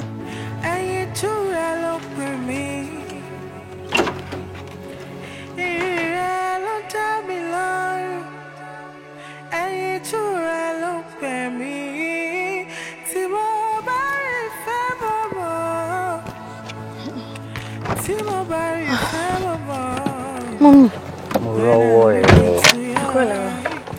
Ṣàlàáfíà ni. Ọjọ́ mẹ́ta. Ó ga o, irú ẹ̀ṣẹ̀ wo la ṣe tó le tó yẹn? Ó dẹ̀ bu yẹpẹ́ lé wa dání. Rárá o, ẹ̀ṣẹ̀ mi o. Kò sí anybody tó ṣẹ̀ mi, àti wípé báwo gan lẹ ṣe mọ̀dọ̀ mi. Kìkì lójúwe ọ̀dọ̀ ẹ fún mi. Nígbà tó jẹ́ pé ó kàn jẹ́ lẹ́nu, oúnjẹ lẹ́nu ṣáá ni. Oúnjẹ lẹ́nu ṣáá ni. Nígbà tọ́rọ̀ ọdẹ dàbẹ̀, nígbà ní kí bàbá ẹ̀ kó máa bá wa pè ẹ́.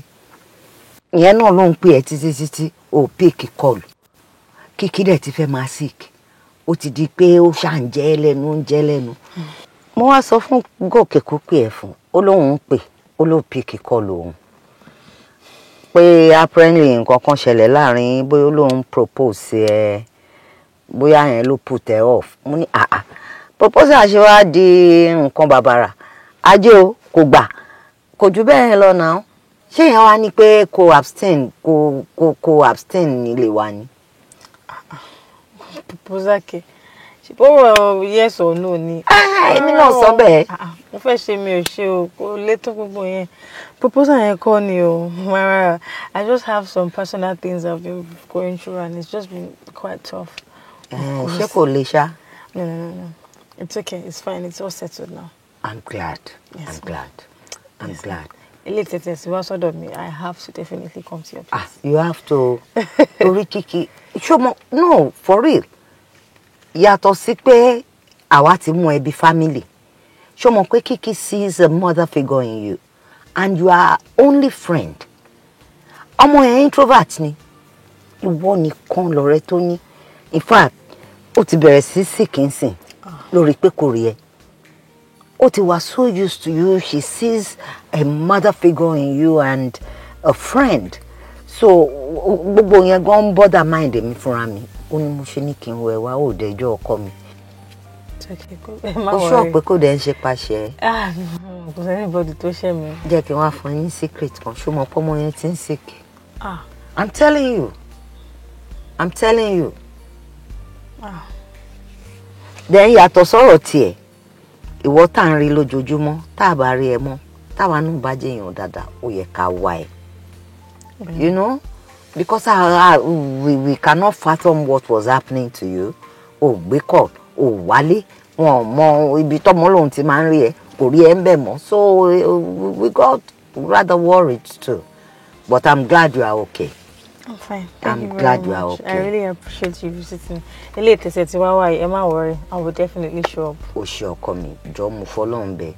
Ma abandon wow. No, not but sori goke yen ati proposal. Gbagbe on segbe kan. Yes, ma'am. Family ni wa. We are friends already. So, Yes, jeka keep ebe jo come. Okay. Tori impact nínú life grandchild mi no. Oh, why enormous? Yes. Yes, I take that as a promise. Definitely. Okay. You know, Kiki ma dun timba jíṣẹ́. I can't wait to see me. Go to miss it. O miss ẹ gan. I've missed her. Àfi bí ẹni pé wọ́n jọ rí bí yín mọ́ bí kan náà ni. Retí gbọ́rọ̀ nulẹ̀ rárá. I just needed that alone time. I'm so glad that you are okay though. Yes. Ìyẹn ló ṣe pàtàkì jù. Ó ṣe ọkọ mi. Kò burú. So ṣé ká máa retí ẹ títí ọ̀la. Find time tomorrow, please. Yes, no, ma your láìpẹ́ kúrò. Torí n bá ti jíṣẹ́ fún Kiki báyìí, ó lè má súnmọ́ ojú torí ẹ̀. Ó lè lóhùn ní lọ school láàárọ̀. Ó ṣe ọkọ mi. God bless you. Ó ṣe o. Okay, drive safe. Yes, I'll try my. Mọ́mí ló sọ fún mi wípé o rò pé mò ń bínú torí o propose sí mi. Wípé bóyá torí ẹni mi ò ṣe wá sọ́dọ̀ yín látijọ́ yìí. But I'm sorry, that's not the case. I just have personal issues I'm dealing with. What's the issue? My boyfriend that I told you that I'm dating. Àtìgbà tó ti mọ̀ pé mo ti máa ń wá sọ́dọ̀ yín. It's been tough. It's not been accepting or finding it funny. And in fact, he blocked me on all social media platforms as I'm talking to you. We haven't spoken for weeks. He hasn't been picking my calls. He has been ignoring me. It's just really been tough. And we're not anymore, and I just felt I should just take a little time off and think about everything. And that's why I've been distant. Well, firstly, I'm so sorry about that. And thanks for coming. It's okay, it's fine. Oh, see, boyfriend never acts by. Sure, think we could love any. You know, because ọkùnrin tó bá love ẹ kò kò lè wo ṣùṣù pé on my block off all social media platforms. Kò ní fẹ́ bá ẹ sọ̀rọ̀ for weeks. He doesn't speak well. And ìdí nìyẹn tí mo ṣe feel pé kò consider nǹkan tí mo sọ fún ẹ. Like, I really do love you. How I want to spend forever with you. How I feel like you could be that missing piece in my life. You know, I see you as that person that could take care of me and Kiki as well. I don't think there's anyone that can do it better. I feel you should give it like a second thought. In as much as I understand you, but I'm sorry, that can't be it. I've been with him for years. 3 good years. Even though he doesn't live in the country, it doesn't even make me feel like he doesn't live in the country because he's always available for me. So why would I want to let him go? I love him too much. I can't. I'm sorry. Morowore. Tí bá sọ pé kò tó ń sọ yé mi, mo ń parọ́ ni. I understand. I'm just being selfish. But it's okay if your mind is made up and you know where your heart is. So it is fine. Alright, so nǹkan tí mo kàn máa bèrè lọ́wọ́ ẹ̀ ni pé ṣé kò sí anybody tó ti bá sọ̀rọ̀ tó lè bá ẹ bá sọ̀rọ̀? Maybe you could like think about it again and, you know, maybe still be with you or something. There's no one. I've just kept it to myself. To yourself? Yeah. Alright. It's okay. I would just accept that it's fate. Alright. Yeah. Don't think about it too much. Don't worry. It's okay. It's fine. How about Kiki? I haven't seen her. Yeah, she's inside. She's in the room. Oh, please call her for me. Okay, I'm ready.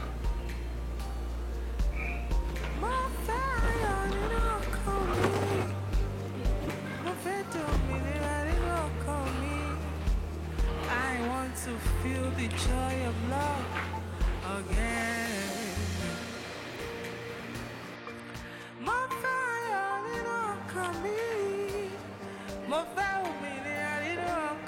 What's that? I want to feel the love again. Babe.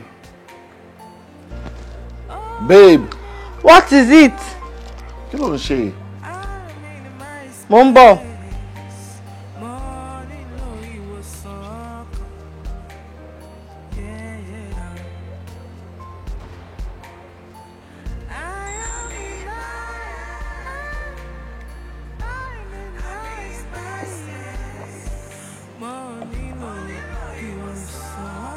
Babe. Babe.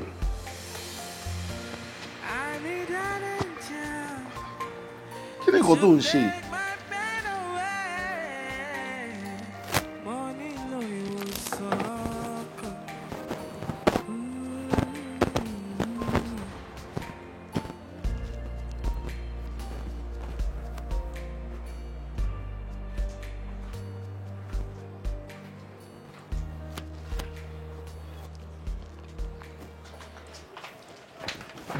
Máa ń gbé fóònù. Kò fọ́nì. Kí ló kún ẹ? Gòkè fún mi fóònù mi o. Babe. Máa ń gbé bá sọ̀rọ̀ fóònù. lórí WhatsApp. Jọ kí ló kún ẹ? She. For what? She now, mo fẹ́ mú èèyàn tó ń bá sọ̀rọ̀ àtàrà ló ti jókòó síbẹ̀ tó ń tẹ fóònù. Kí ló kún ẹ? Kí n tiẹ̀? Mo fẹ́ mọ̀, mo insist. Mi ò ṣe. Gbà ṣe. Ìwọ náà ṣí tiẹ̀. Kọ́kọ́ ṣí tiẹ̀ náà. Ṣí tiẹ̀. Màá ṣí fún ẹ, kọ́kọ́ ṣí tiẹ̀.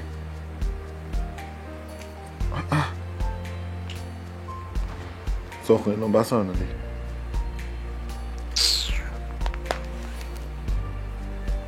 Ṣí tiẹ̀ o.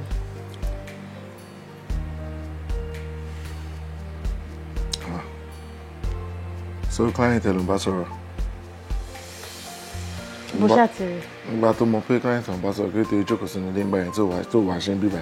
Kí ló kún ẹ náà ní tẹ́lẹ̀? Kí Fímílẹ̀ ṣí fóònù ẹ. Máa ṣí fún ẹ, ọmọ Oya, wẹ́rẹ́ kò mọ̀ ṣí. pé èmi ò hide anything. Ṣí. Kí ló fẹ́ wò? Ṣí. Kí ni kí n ṣe? Ṣí kò dẹ̀ ṣí WhatsApp ẹ. Kí ló fẹ́ máa wò? Ṣó jẹ́ kí ká máa wo fóònù ara wa ni? Ẹjọ́ ẹ ti ń pọ̀ jù. Ṣí fóònù ẹ. Ọkùnrin ni mí kò yẹ kó máa wo Ṣí fóònù mi. fóònù ẹ. Ó dà, ẹgbàá o.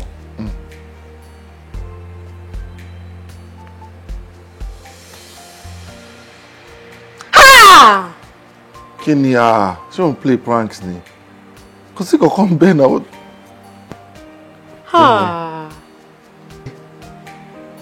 Ṣé òun play pranks ni?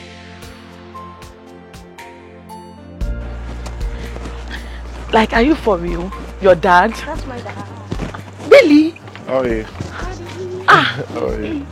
Good afternoon, sir. Good afternoon. Like, this is unbelievable. Ìgbà tó sọ fún mi pé ṣé òun ló ń bọ̀ wá mọ́ mo ní no kò ṣẹlẹ̀ rí now, so mo ní láti wá confirm fún wa mi. I'm happy to see you. Ẹ ṣé gan. Thank you very much. Ẹ dẹ̀ rí ọ̀rọ̀ ìlú wa yìí mo busy gan, mo ṣiṣẹ́ and all of that, so mi ò really need time. Ìdí nìyẹn tí mo ṣe wá pick ẹ fúnra mi bọ̀. Nísìnyí mo ti ń try láti balance ẹ̀ dáadáa, so from now on màá wá máa mú fúnra mi. Ẹ jọ̀ọ́ ẹ máa try láti balance ẹ mọ̀ pé àwọn kids wa wọ́n need attention wa, wọ́n need time wa, so ẹ fún ẹ máa work, ẹ máa fún ní time. I'm really, really happy to see you. Ẹ ṣé gan, thank you very much. Thank you.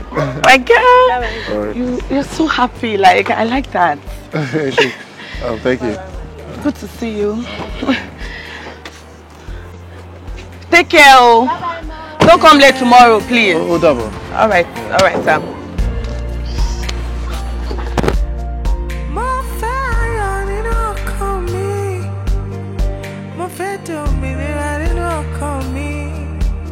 I want to feel the joy of love again. My fire, little coming. My fire, little coming. I want to feel Happy birthday to you. Happy birthday. Happy birthday birthday. Happy birthday to you. Happy birthday, Lord. Happy birthday. Thank you so much. Happy birthday. Thank you. I didn't know you guys are doing this. That's why it's a surprise. Yeah. Happy birthday to you. Long life and prosperity. You see, you're a very good person. You know, so we decided to, you know, cook this little thing up for you. May Almighty God continue to increase you, bless you in all your doings. Kotonsibe, we have one more surprise. Yes. Yes, I'm coming. Yeah, Aramio. Dun dun dun dun dun dun dun. Hello.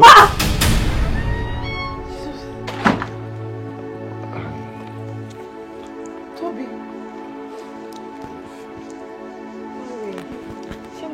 No, you're not. Toby. I'm sorry. I am sorry. Toby. I'm sorry. Morowore. I'm waiting for you. Sorry.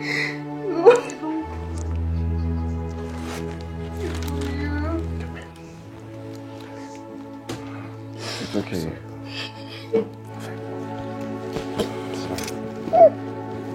Sorry. It's okay. Sorry,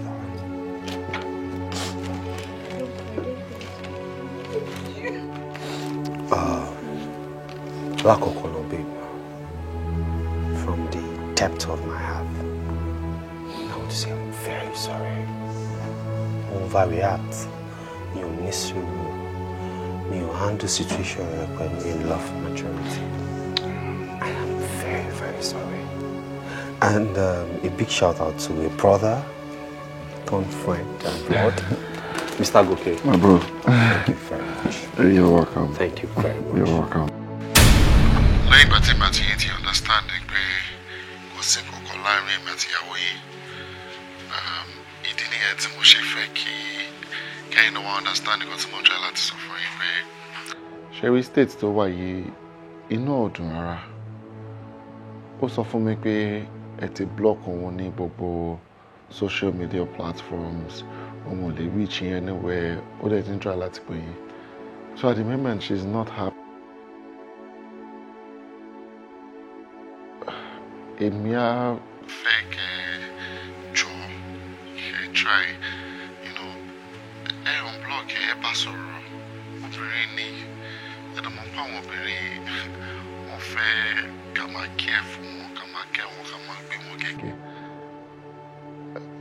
Yeah, so mo bẹ́yìn ni ẹ try kẹ́ unblock ẹ kẹ́ bá sọ̀rọ̀. Ó gbọ́ gbogbo nǹkan tẹ́ sọ. But then ìgbà tẹ́ ń sọ̀rọ̀ yẹn mo ń rò nǹkan kan. What if tẹ́mi bá wálé àbí kí lẹ feel? Bóyá kí n wá rí àbí ká organize nǹkan kan tí ẹ̀yin máa wà ń bẹ̀ tí mo kàn máa ṣe bí surprise fún bóyá yẹn lè cheer up or something àbí kí lẹ feel? Yeah, ìyẹn náà wà okay. Ṣé every time tẹ́ ní ẹ fẹ́ wá yìí ó tún mọ́ time birthday. Bẹ́ẹ̀ ni a dẹ̀ lè ṣe surprise fún, you know. Surprise yẹn wá kò jẹ́ pé ẹ̀yin la máa fi ṣe surprise fún. You know, she's going to be happy about it. You know, ẹ máa dùn gan. Ẹ̀yin kan keep me updated. Anything tẹ́ bá fẹ́ látọ̀dọ̀ mi, bóyá anything for organization, ẹ jẹ́ kí n mọ̀. Ṣé gbọ́? Ẹ ṣé gan Mr. Goke, mo really appreciate. Good.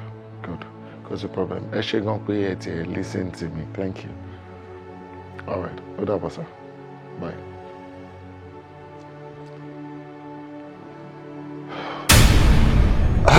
So, bó ṣe lọ nìyẹn. Ever since then, èmi àti wọn ti ń sọ̀rọ̀ from, you know, passion plan. It's okay. Everything. It's okay. Má bínú ṣùgbọ́n.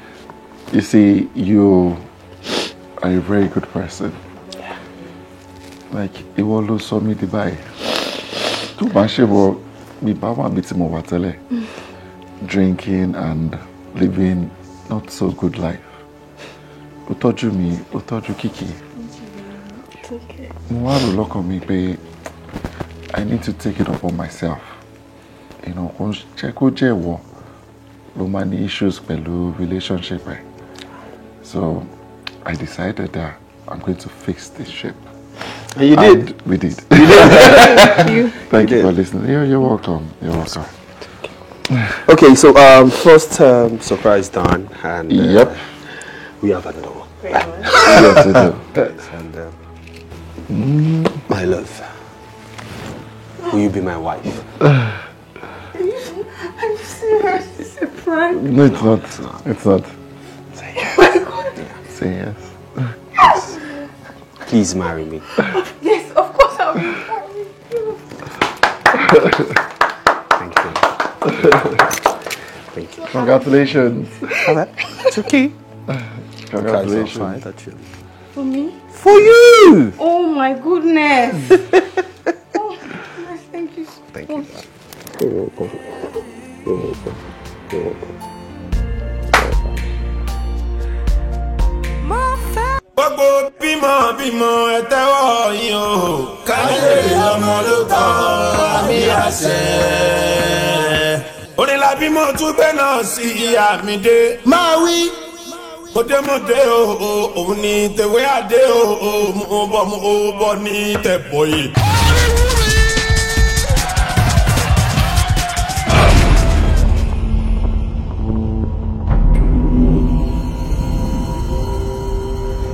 Mo ní iṣẹ́ ńlá kan tí wọ́n sì fún ọ. Iṣẹ́ olókìkí tó gbóná ni. Àjẹgbẹ́ ni gúnugún jẹbọ. Àjẹgbẹ́ ni gúnugún jẹbọ. Lẹ́yìn ló ló bẹ́ ń so. Ẹsẹ̀ kì í mọ́ ní kó tó fọwọ́ lábàá. Ayayaya orin Bísà. Ẹni kì í mọ́ ní kó tó fọwọ́ ẹ̀bà ni àti wípé ojú rẹ̀ làbí wo tẹ́rù tọmọ lẹ́lẹ́jọ́. Olórin ilẹ̀ yìí. À ń kọ bastard orin. A tó ń kọ bótó. Ta lọ́ba? Èmi lọ́ba. Lórí àwọn ta ni? Lórí yín.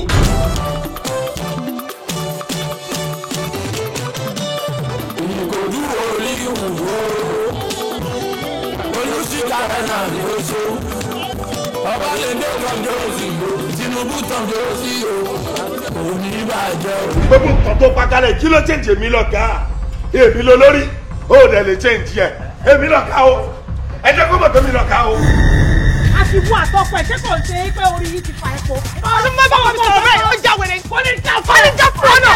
Ó já máa ta ni ó já wèrè. Kí ni wọ́n sún kẹ̀kẹ́ láì. Ásíìdì. Ìyẹn ti di wọ́wọ́wọ́. Èmi gbogbo nìkà.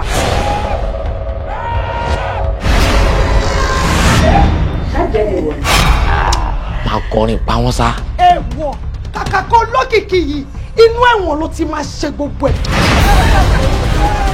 Bó lè dògùn kó dògùn, bó lè dìjà kó dìjà. Òun ni máa fi ṣe tó gbọ́dọ̀ bọ̀wọ̀ fún mi. Èmi ni mò ń kọrin, èmi láyé mọ̀, èmi láyé ń náwó fún. Bàbá lọ́mọ fún ìkàlẹ̀ o, bàbá kùdí bàbá sẹ́miu, bàbá kùdí bàbá kùdí, ọmọ náà àdàgbà lọ́la oníṣẹ́lá. Ìyá ọlọ́mọ máa gbẹ́sẹ̀ ní kankan ní fúnjòwò. Ọmọdé olójúbọ ìrọsí ẹlẹ́sẹ̀ Maradona.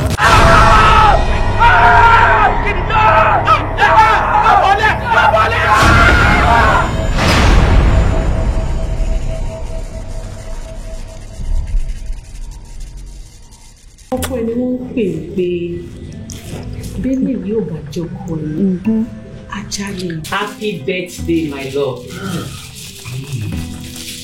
This for you. 1 year to celebrate. AY pè mí lórí fóònù, ó ń jẹ́ kó di mímọ̀ fún mi pé òun lè ṣiṣẹ́ yẹn. Ó ti tó o. Má kí mọ́.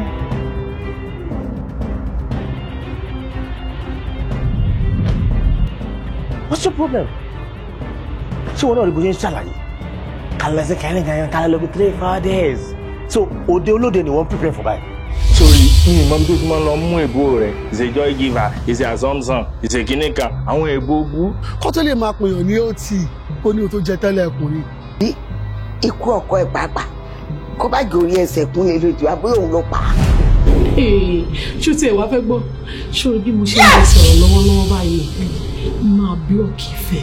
Dóò ṣé yóò mọ̀ pé ikú tó pa ojú gbà ẹ̀ ni òwe ló ń pa fún mi. ẹ lè understand ayọ̀ jóná débi pé mi ò lè dá mọ̀mọ́ mi ò lè wojú ẹ̀. dáàdì ti wá ṣé ibi tí gbogbo ẹ̀ pé dé yìí àfi kéèyàn gbà fún lọ́wọ́. wíìkì ló dẹ̀ ti sọ yìí pé òun máa tún dúró ó ti sọ pé ó ti fẹ́ jáde báyìí ó ti fi yín ti yín kẹ́wọ́. No!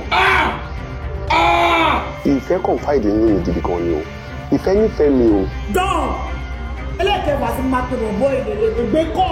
Fẹ́wọ̀n, mo ti sọ fún ọ pé mo ṣiṣẹ́ ìlú. Ayọ̀dà! Ayọ̀dà!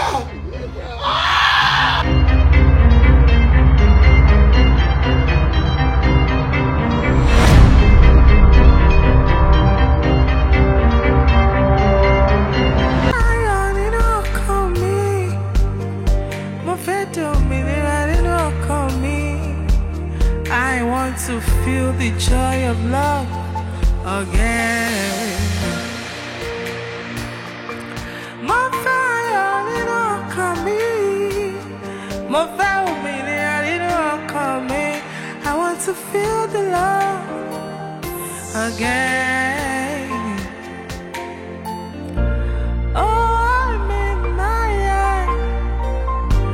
I'm in my space.